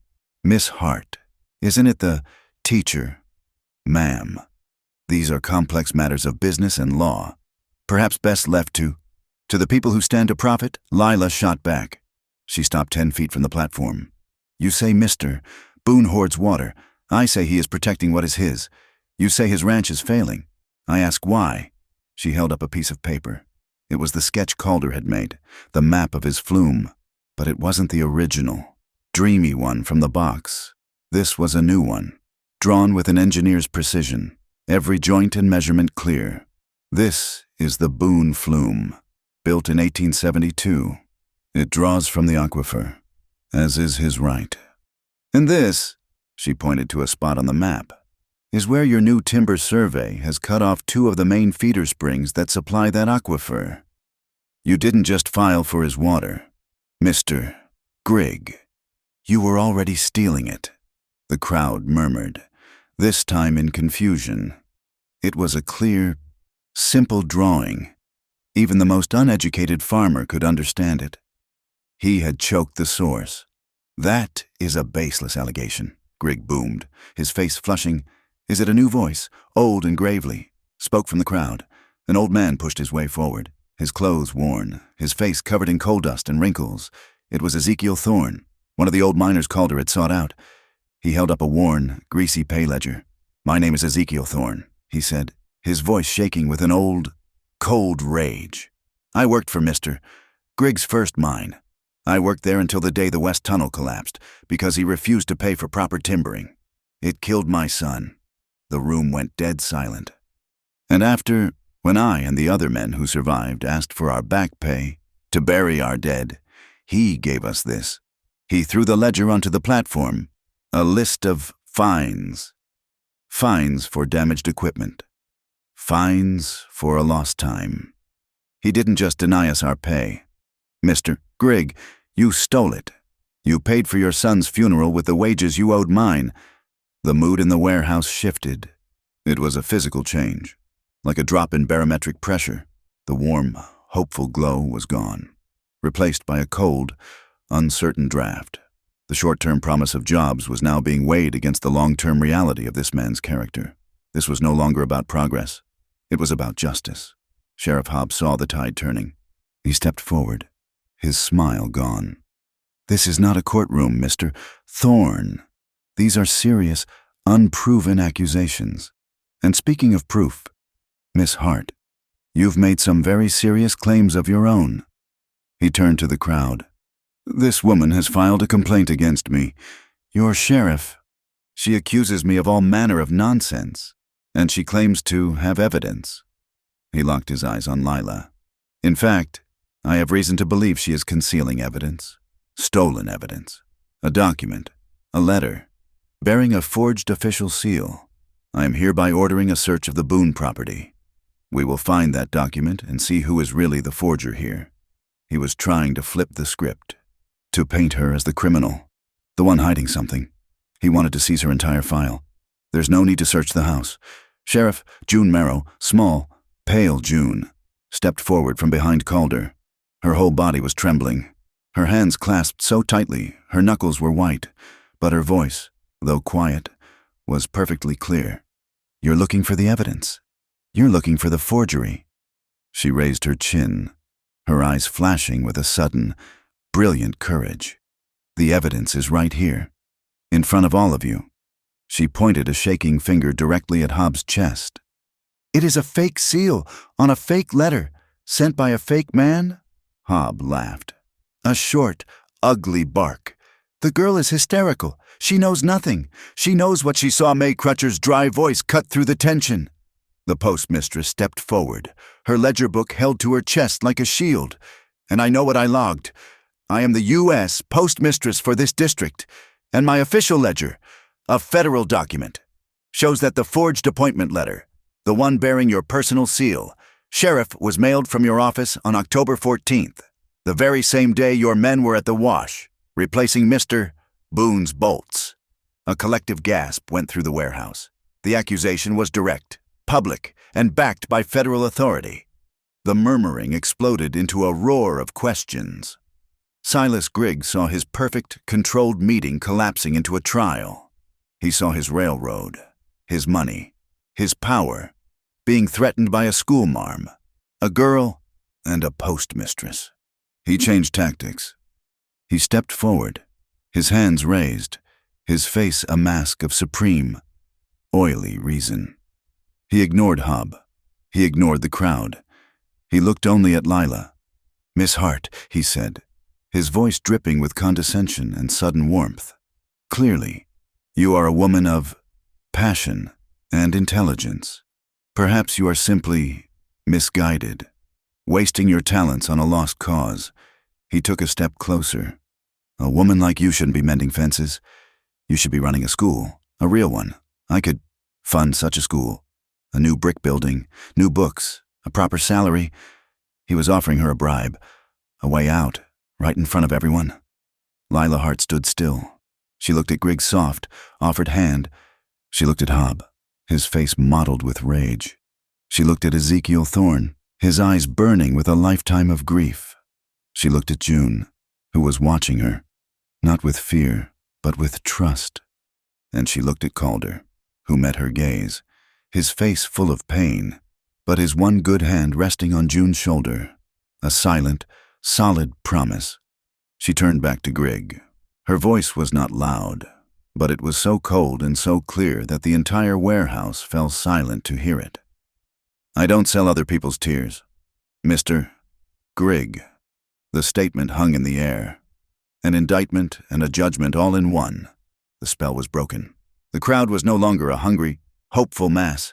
They were a collection of individuals, their faces full of doubt, suspicion, and a new, rising anger.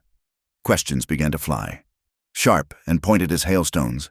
"What about Thorne's son? Did you steal that water? Grigg Hobb, show us the letter who paid Tate Mull. A new storm had just broken over Red Willow Crossing. It had nothing to do with the weather.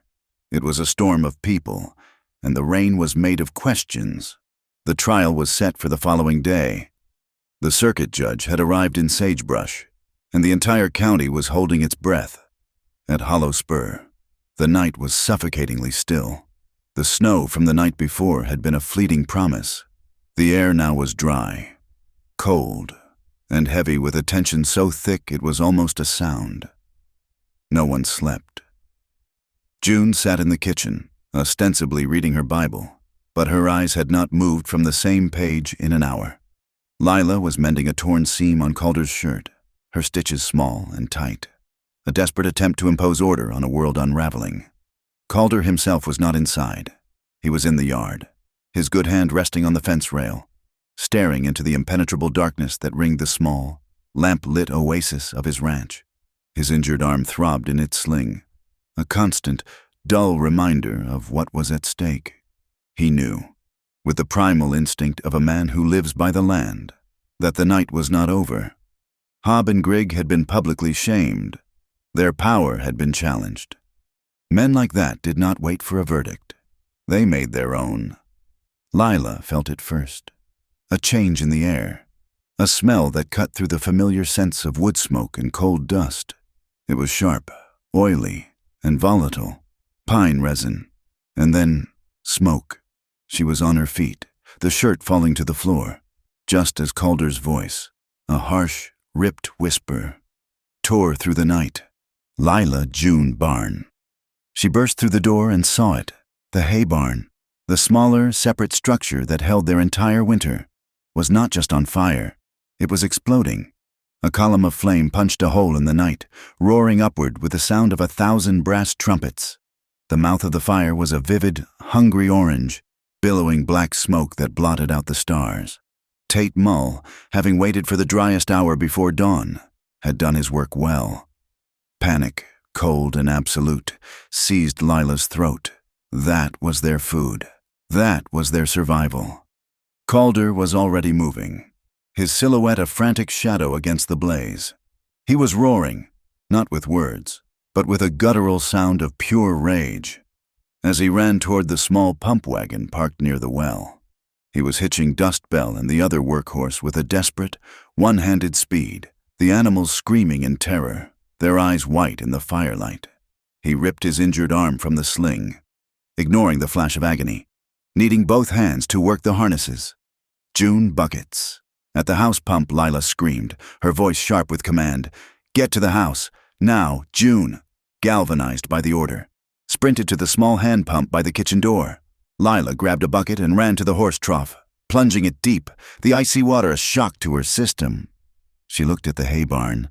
It was a lost cause, a towering inferno. But the wind, a fickle, cruel friend, was blowing embers from the blaze directly onto the roof of the main barn, the one that housed the animals and the tack.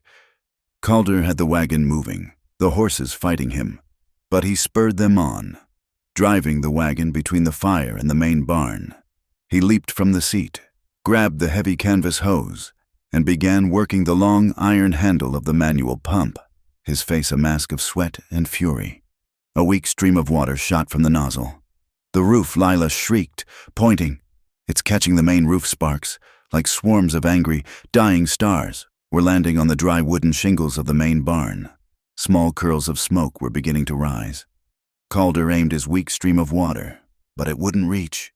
I'll go, Lila yelled. She grabbed a bucket of water and the long lariat that hung by the barn door. She scaled the corral fence, scrambled onto the low-slung roof of the lean-to, and clawed her way up to the apex of the main barn roof. It was steep, slippery, and hot.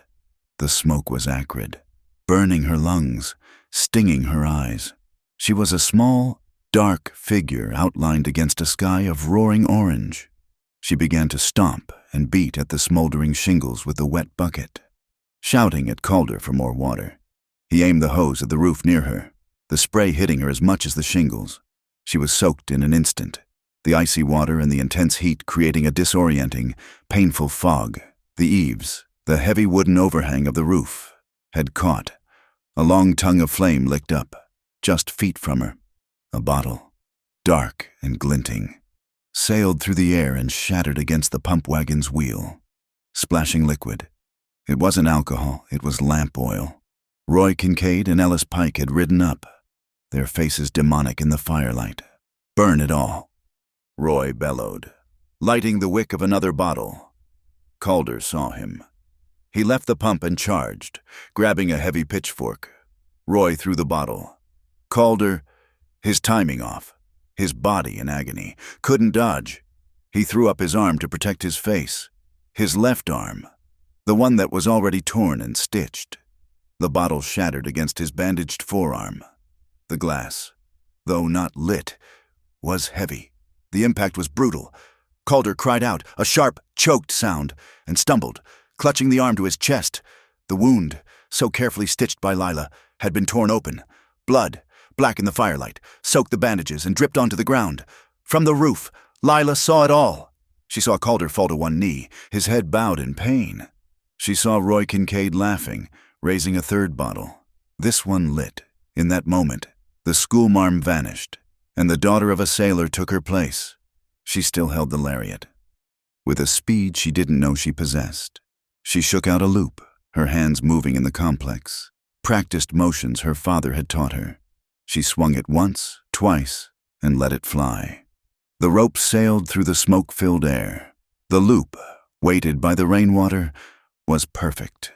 It dropped neatly over Roy Kincaid's head, snagging not his shoulders, but the arm he was raising to throw. Lila didn't pull. She just dug her heels into the shingles and held on. Roy, his arm yanked back at the crucial moment, shouted in surprise. The lit bottle flew backward, smashing against the trunk of a cottonwood tree, where it erupted in a harmless, sudden whoosh of flame. Roy, his balance gone, was pulled from his horse, landing with a heavy, bone-jarring thud in the mud.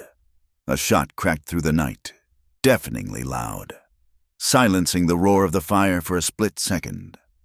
"That's enough, disperse, disperse.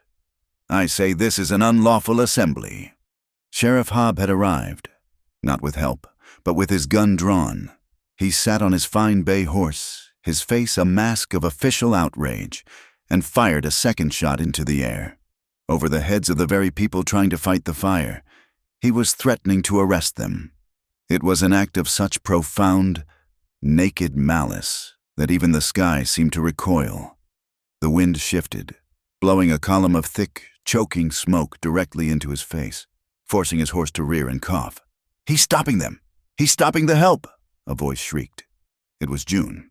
She and May Crutcher were running from the town road, May holding a lantern, June ringing a heavy iron dinner bell. "Help, fire! They're burning us out! Help us behind them!" Lights were appearing. People roused by the bell and the glow in the sky were coming. Ezekiel Thorne was the first, his old legs pumping, carrying 2 buckets.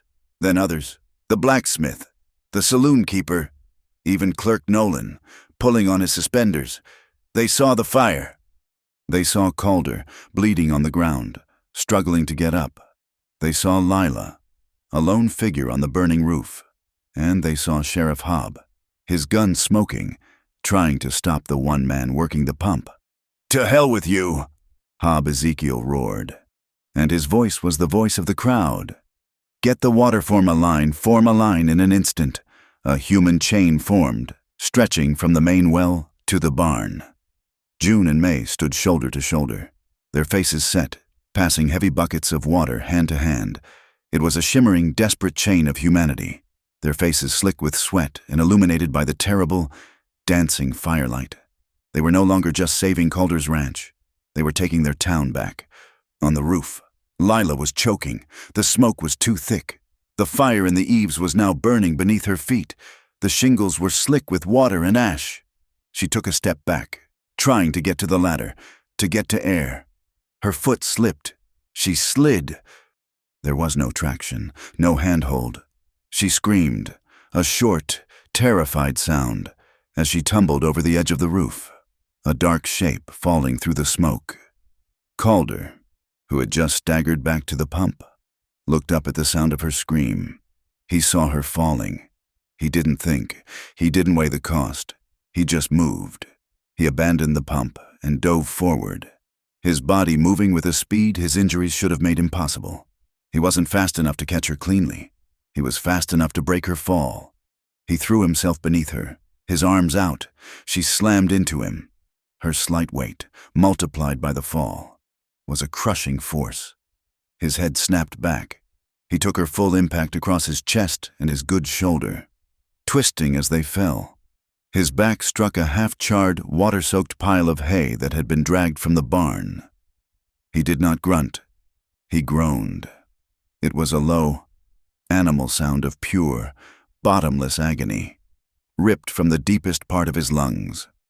It was a sound Lila had never heard, a sound that said broken. She was on top of him, breathless but unharmed.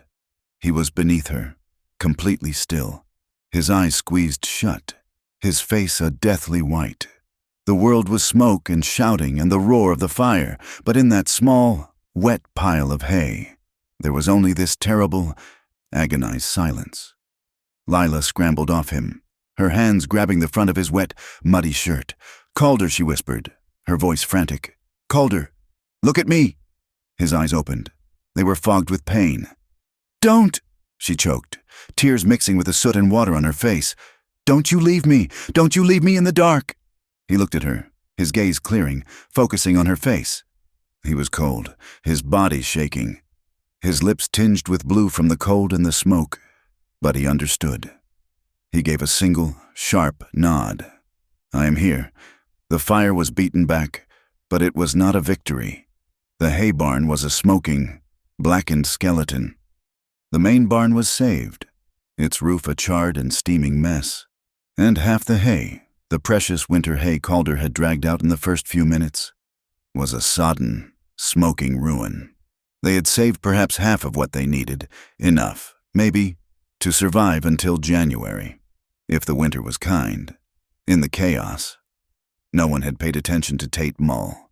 He had been found hiding in an irrigation ditch, his clothes stinking of pine resin, his pockets stuffed with oil-soaked tinder. Ezekiel Thorne and the blacksmith dragged him forward, his arms pinned. "It wasn't me," he screamed, his eyes wide with terror as he saw the faces of the townsfolk, no longer curious, but hard with anger.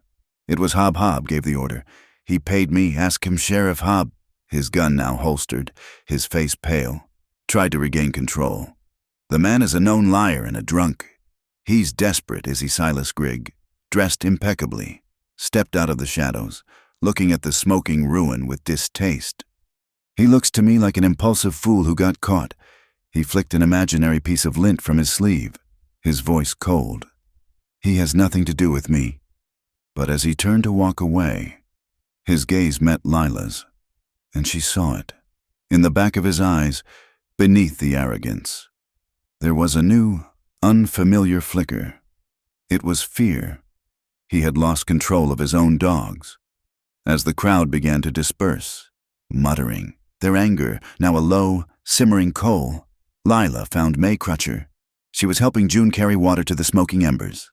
Lila pushed her hand into the bodice of her dress and pulled out the beer-soaked, warped betting ledger.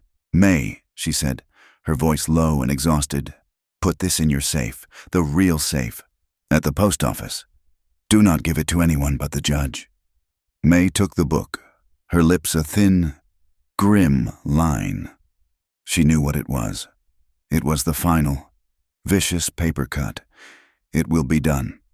Child. That night, or what was left of it. The kitchen at Hollow Spur was a field hospital. June was asleep in her chair, finally overcome. Lila was tending to Calder, who was laid out on the settle by the hearth. He was burning with a low fever. The fall had badly wrenched his back, and his arm was a mess. She had cleaned and stitched it again, her hands shaking with fatigue, but steady. She bathed his face with a cool, damp cloth, wiping away the soot and grime. He was drifting in and out of a restless, pain-filled sleep. His eyes flickered open, finding her in the dim light. She leaned close, her voice a soft, exhausted whisper, her own promise against the dark. "I am here," she murmured, her hand resting on his chest, feeling the uneven beat of his heart. "Just rest. I am here." Two small words, spoken like a watchman's call, a tiny light against the overwhelming, encroaching night. The courtroom was the grain warehouse, the same one where Silas Grigg had tried to sell his false promises. The air was thick with the cold, dusty scent of sacked wheat and the unwashed bodies of anxious men. Benches had been fashioned from rough planks laid across barrels, and the judge's bench was a shipping crate draped in a purple blanket. This was not a temple of justice. It was a place of commerce, temporarily repurposed for a reckoning. The circuit judge, a man named Elias Thorne, was a stern, hawk-nosed man who had ridden in late, his mood soured by a patch of black ice on the trail that had lamed his horse. He looked at the assembled crowd, the nervous townsfolk on one side, Grigg and his expensive, city-bred lawyer on the other, with an expression of profound impatience. He wanted this over. Grigg's lawyer, a man named Fletcher, began.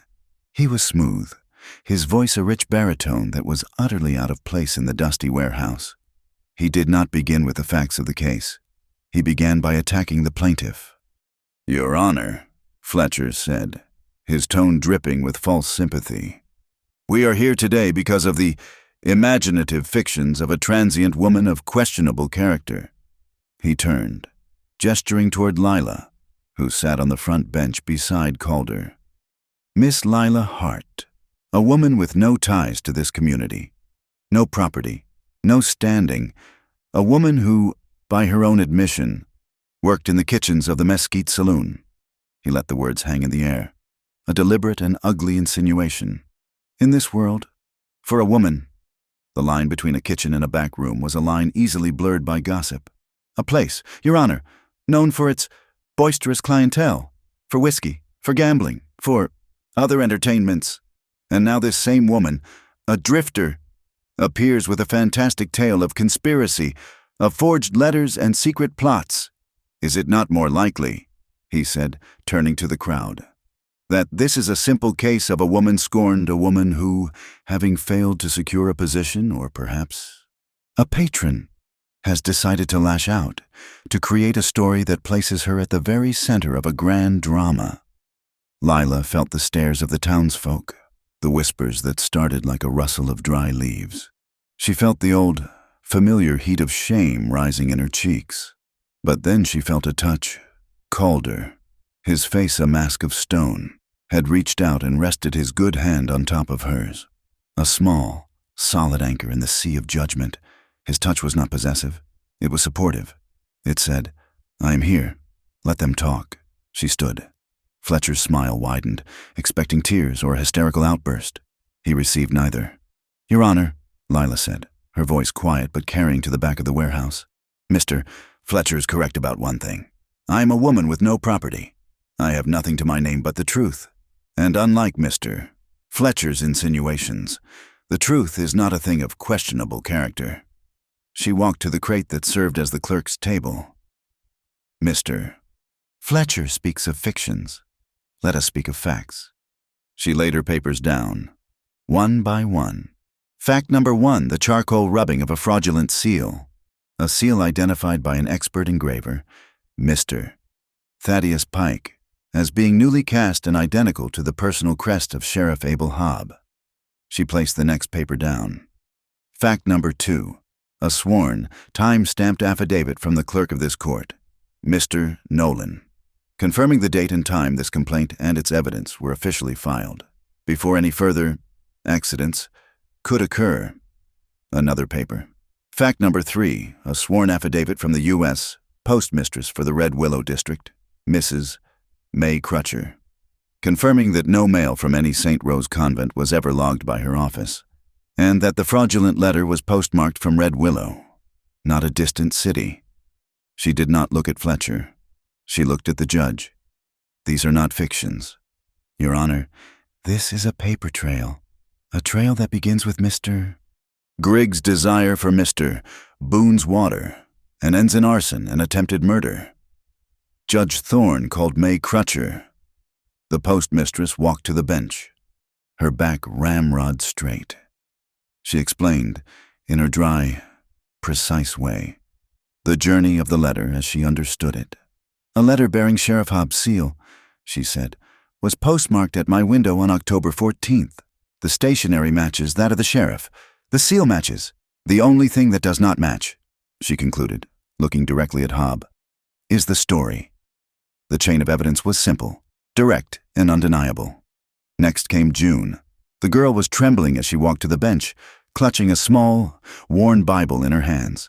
But when she spoke, her voice was clear. She did not speak of legalities. She spoke of the fire. I smelled the smoke," she began, her eyes filling with tears. "And then there was roaring, like a monster." She described the flames, the terror, the sight of Calder, his arm already injured, trying to save their world.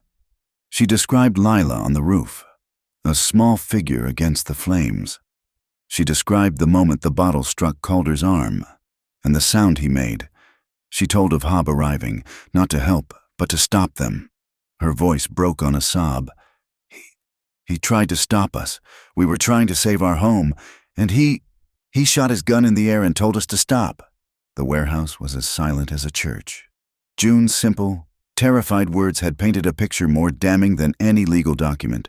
Her tears were the truth, and everyone in the room knew it. Fletcher, seeing the case slipping away, scrambled.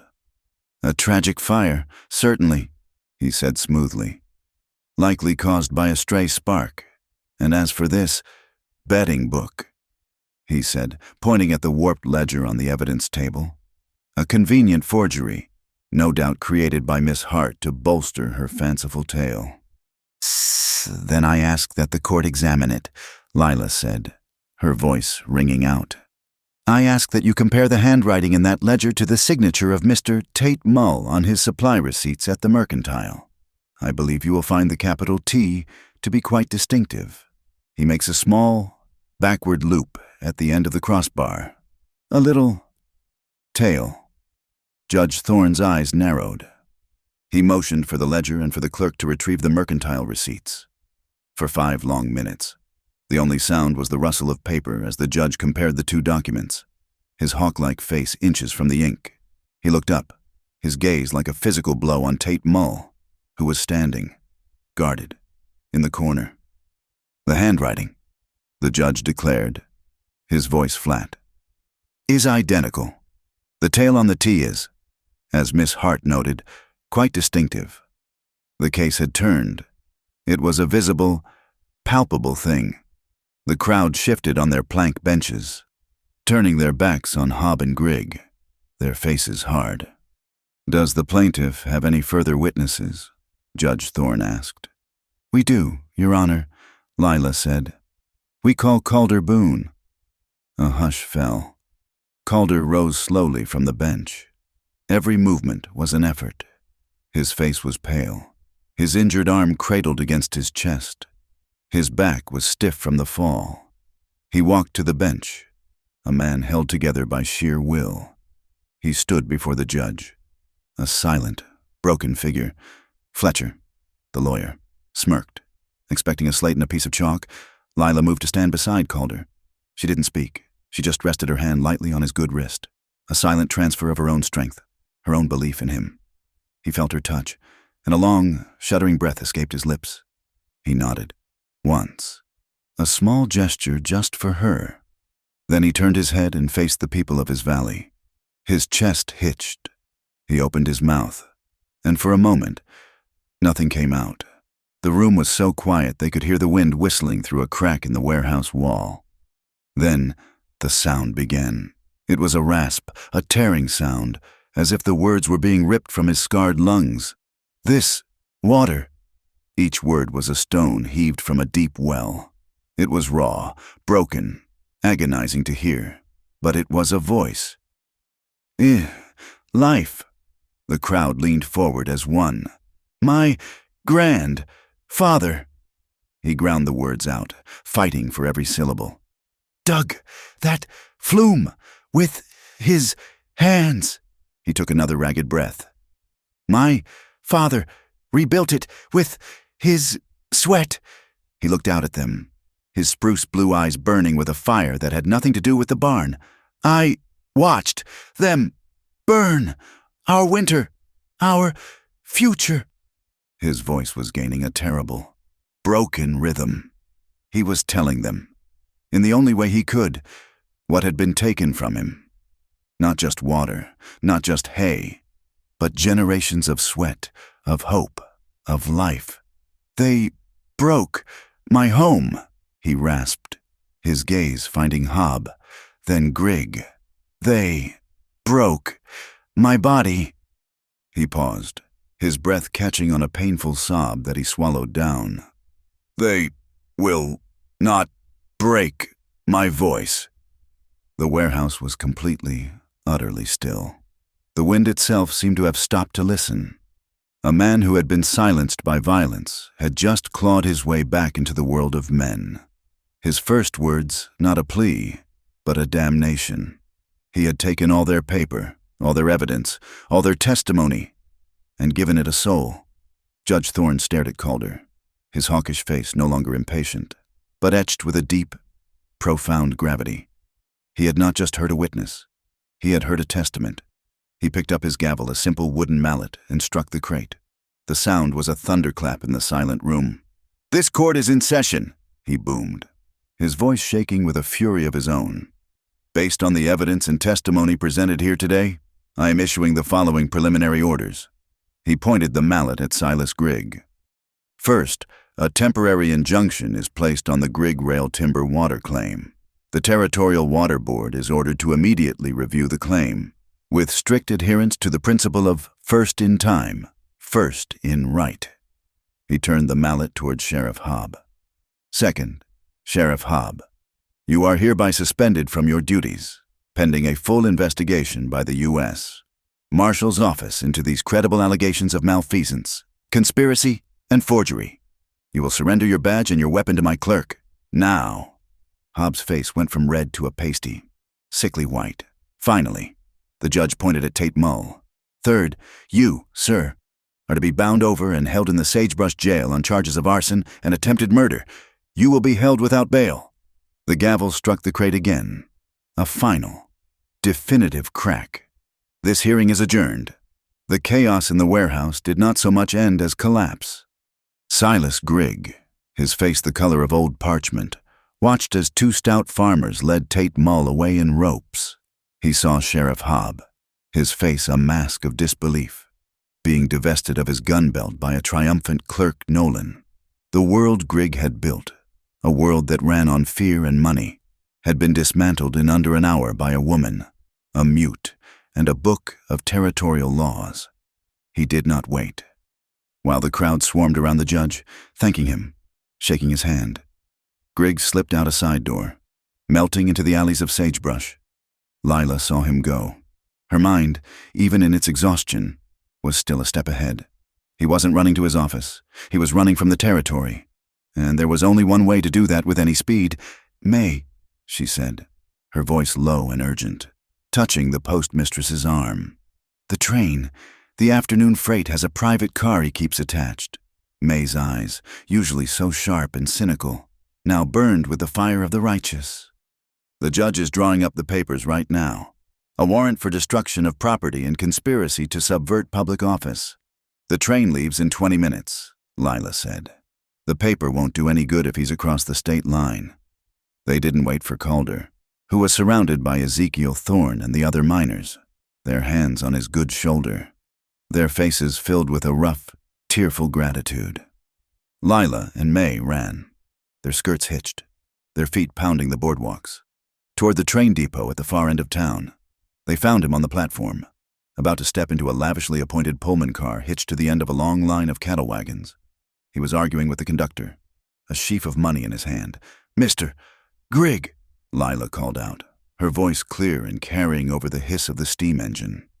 He turned, and for a moment, the mask of civility fell away, revealing the raw, panicked animal beneath. "You!" he spat. "You're not going anywhere," May Crutcher said, her voice as flat and final as a closing ledger. She held up the freshly signed warrant, the ink still slightly damp. "This is a writ from Judge Thorne. You are to be detained for your role in the arson at the Boone Ranch." Grigg laughed, a high, ugly sound. "That's ridiculous. You have no authority, but I do." A new voice, cold and stripped of all its former oiliness. "Cut in. Abel Hobb, no longer a sheriff, just a man in a rumpled suit, stepped from behind a baggage cart.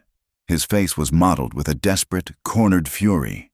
He wasn't looking at Grigg, he was looking at Lila.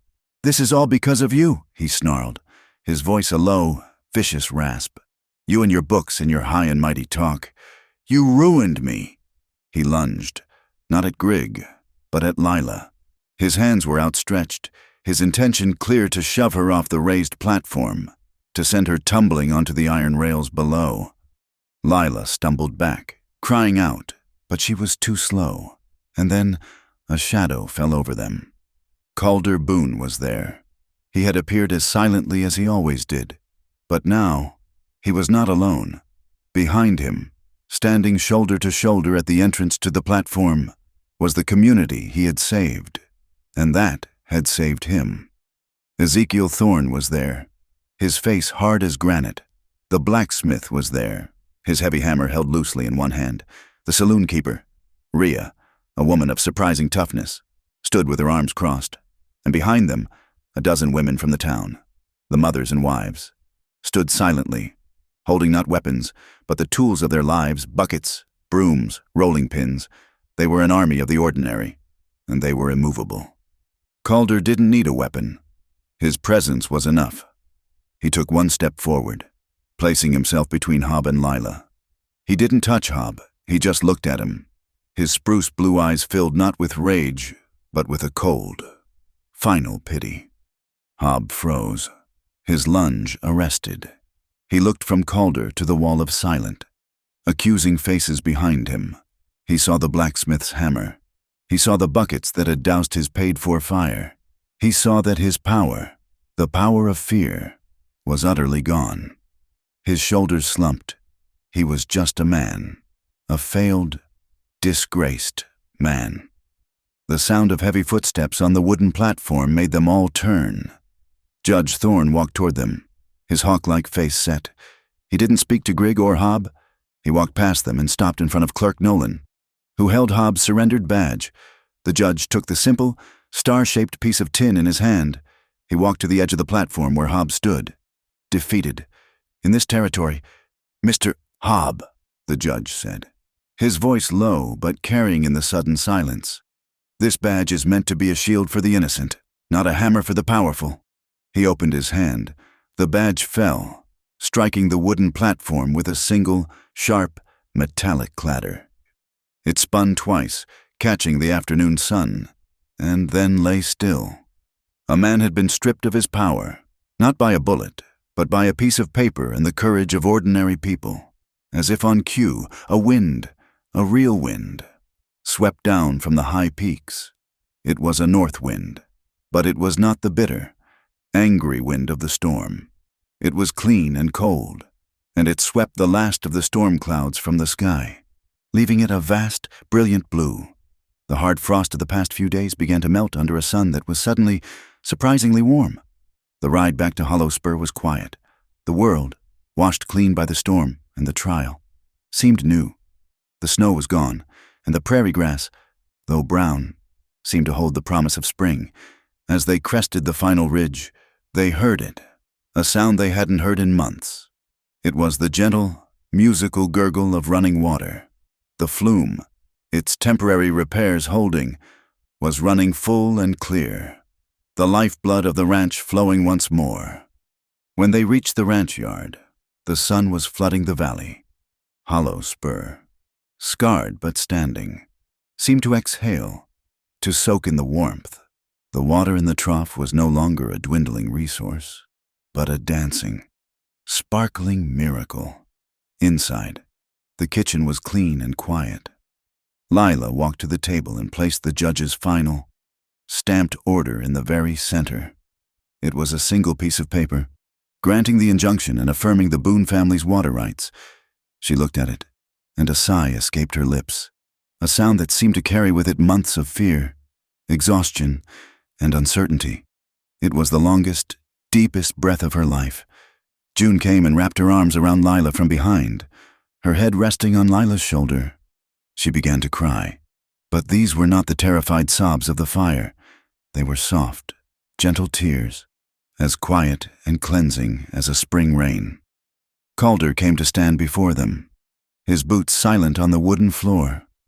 He looked at Lila, his face still etched with pain, but his eyes were clear, holding a question that needed no words. Lila smiled, a slow, tired, beautiful smile. She reached up and touched the collar of his worn denim jacket, her fingers tracing the seam. With a gentle pressure, she drew him closer. His good hand came up, tracing a familiar, tender path along her collarbone. The touch was no longer a question, but a statement. It was gentle, reverent, a confirmation. She drew in a slow, deep breath, her lips parting slightly. Then, she raised her own hand and found his. lacing her fingers through his. A silent answer to his silent question. "Come here." The kiss was not like the one in the darkness of the barn. This one did not hide from the light.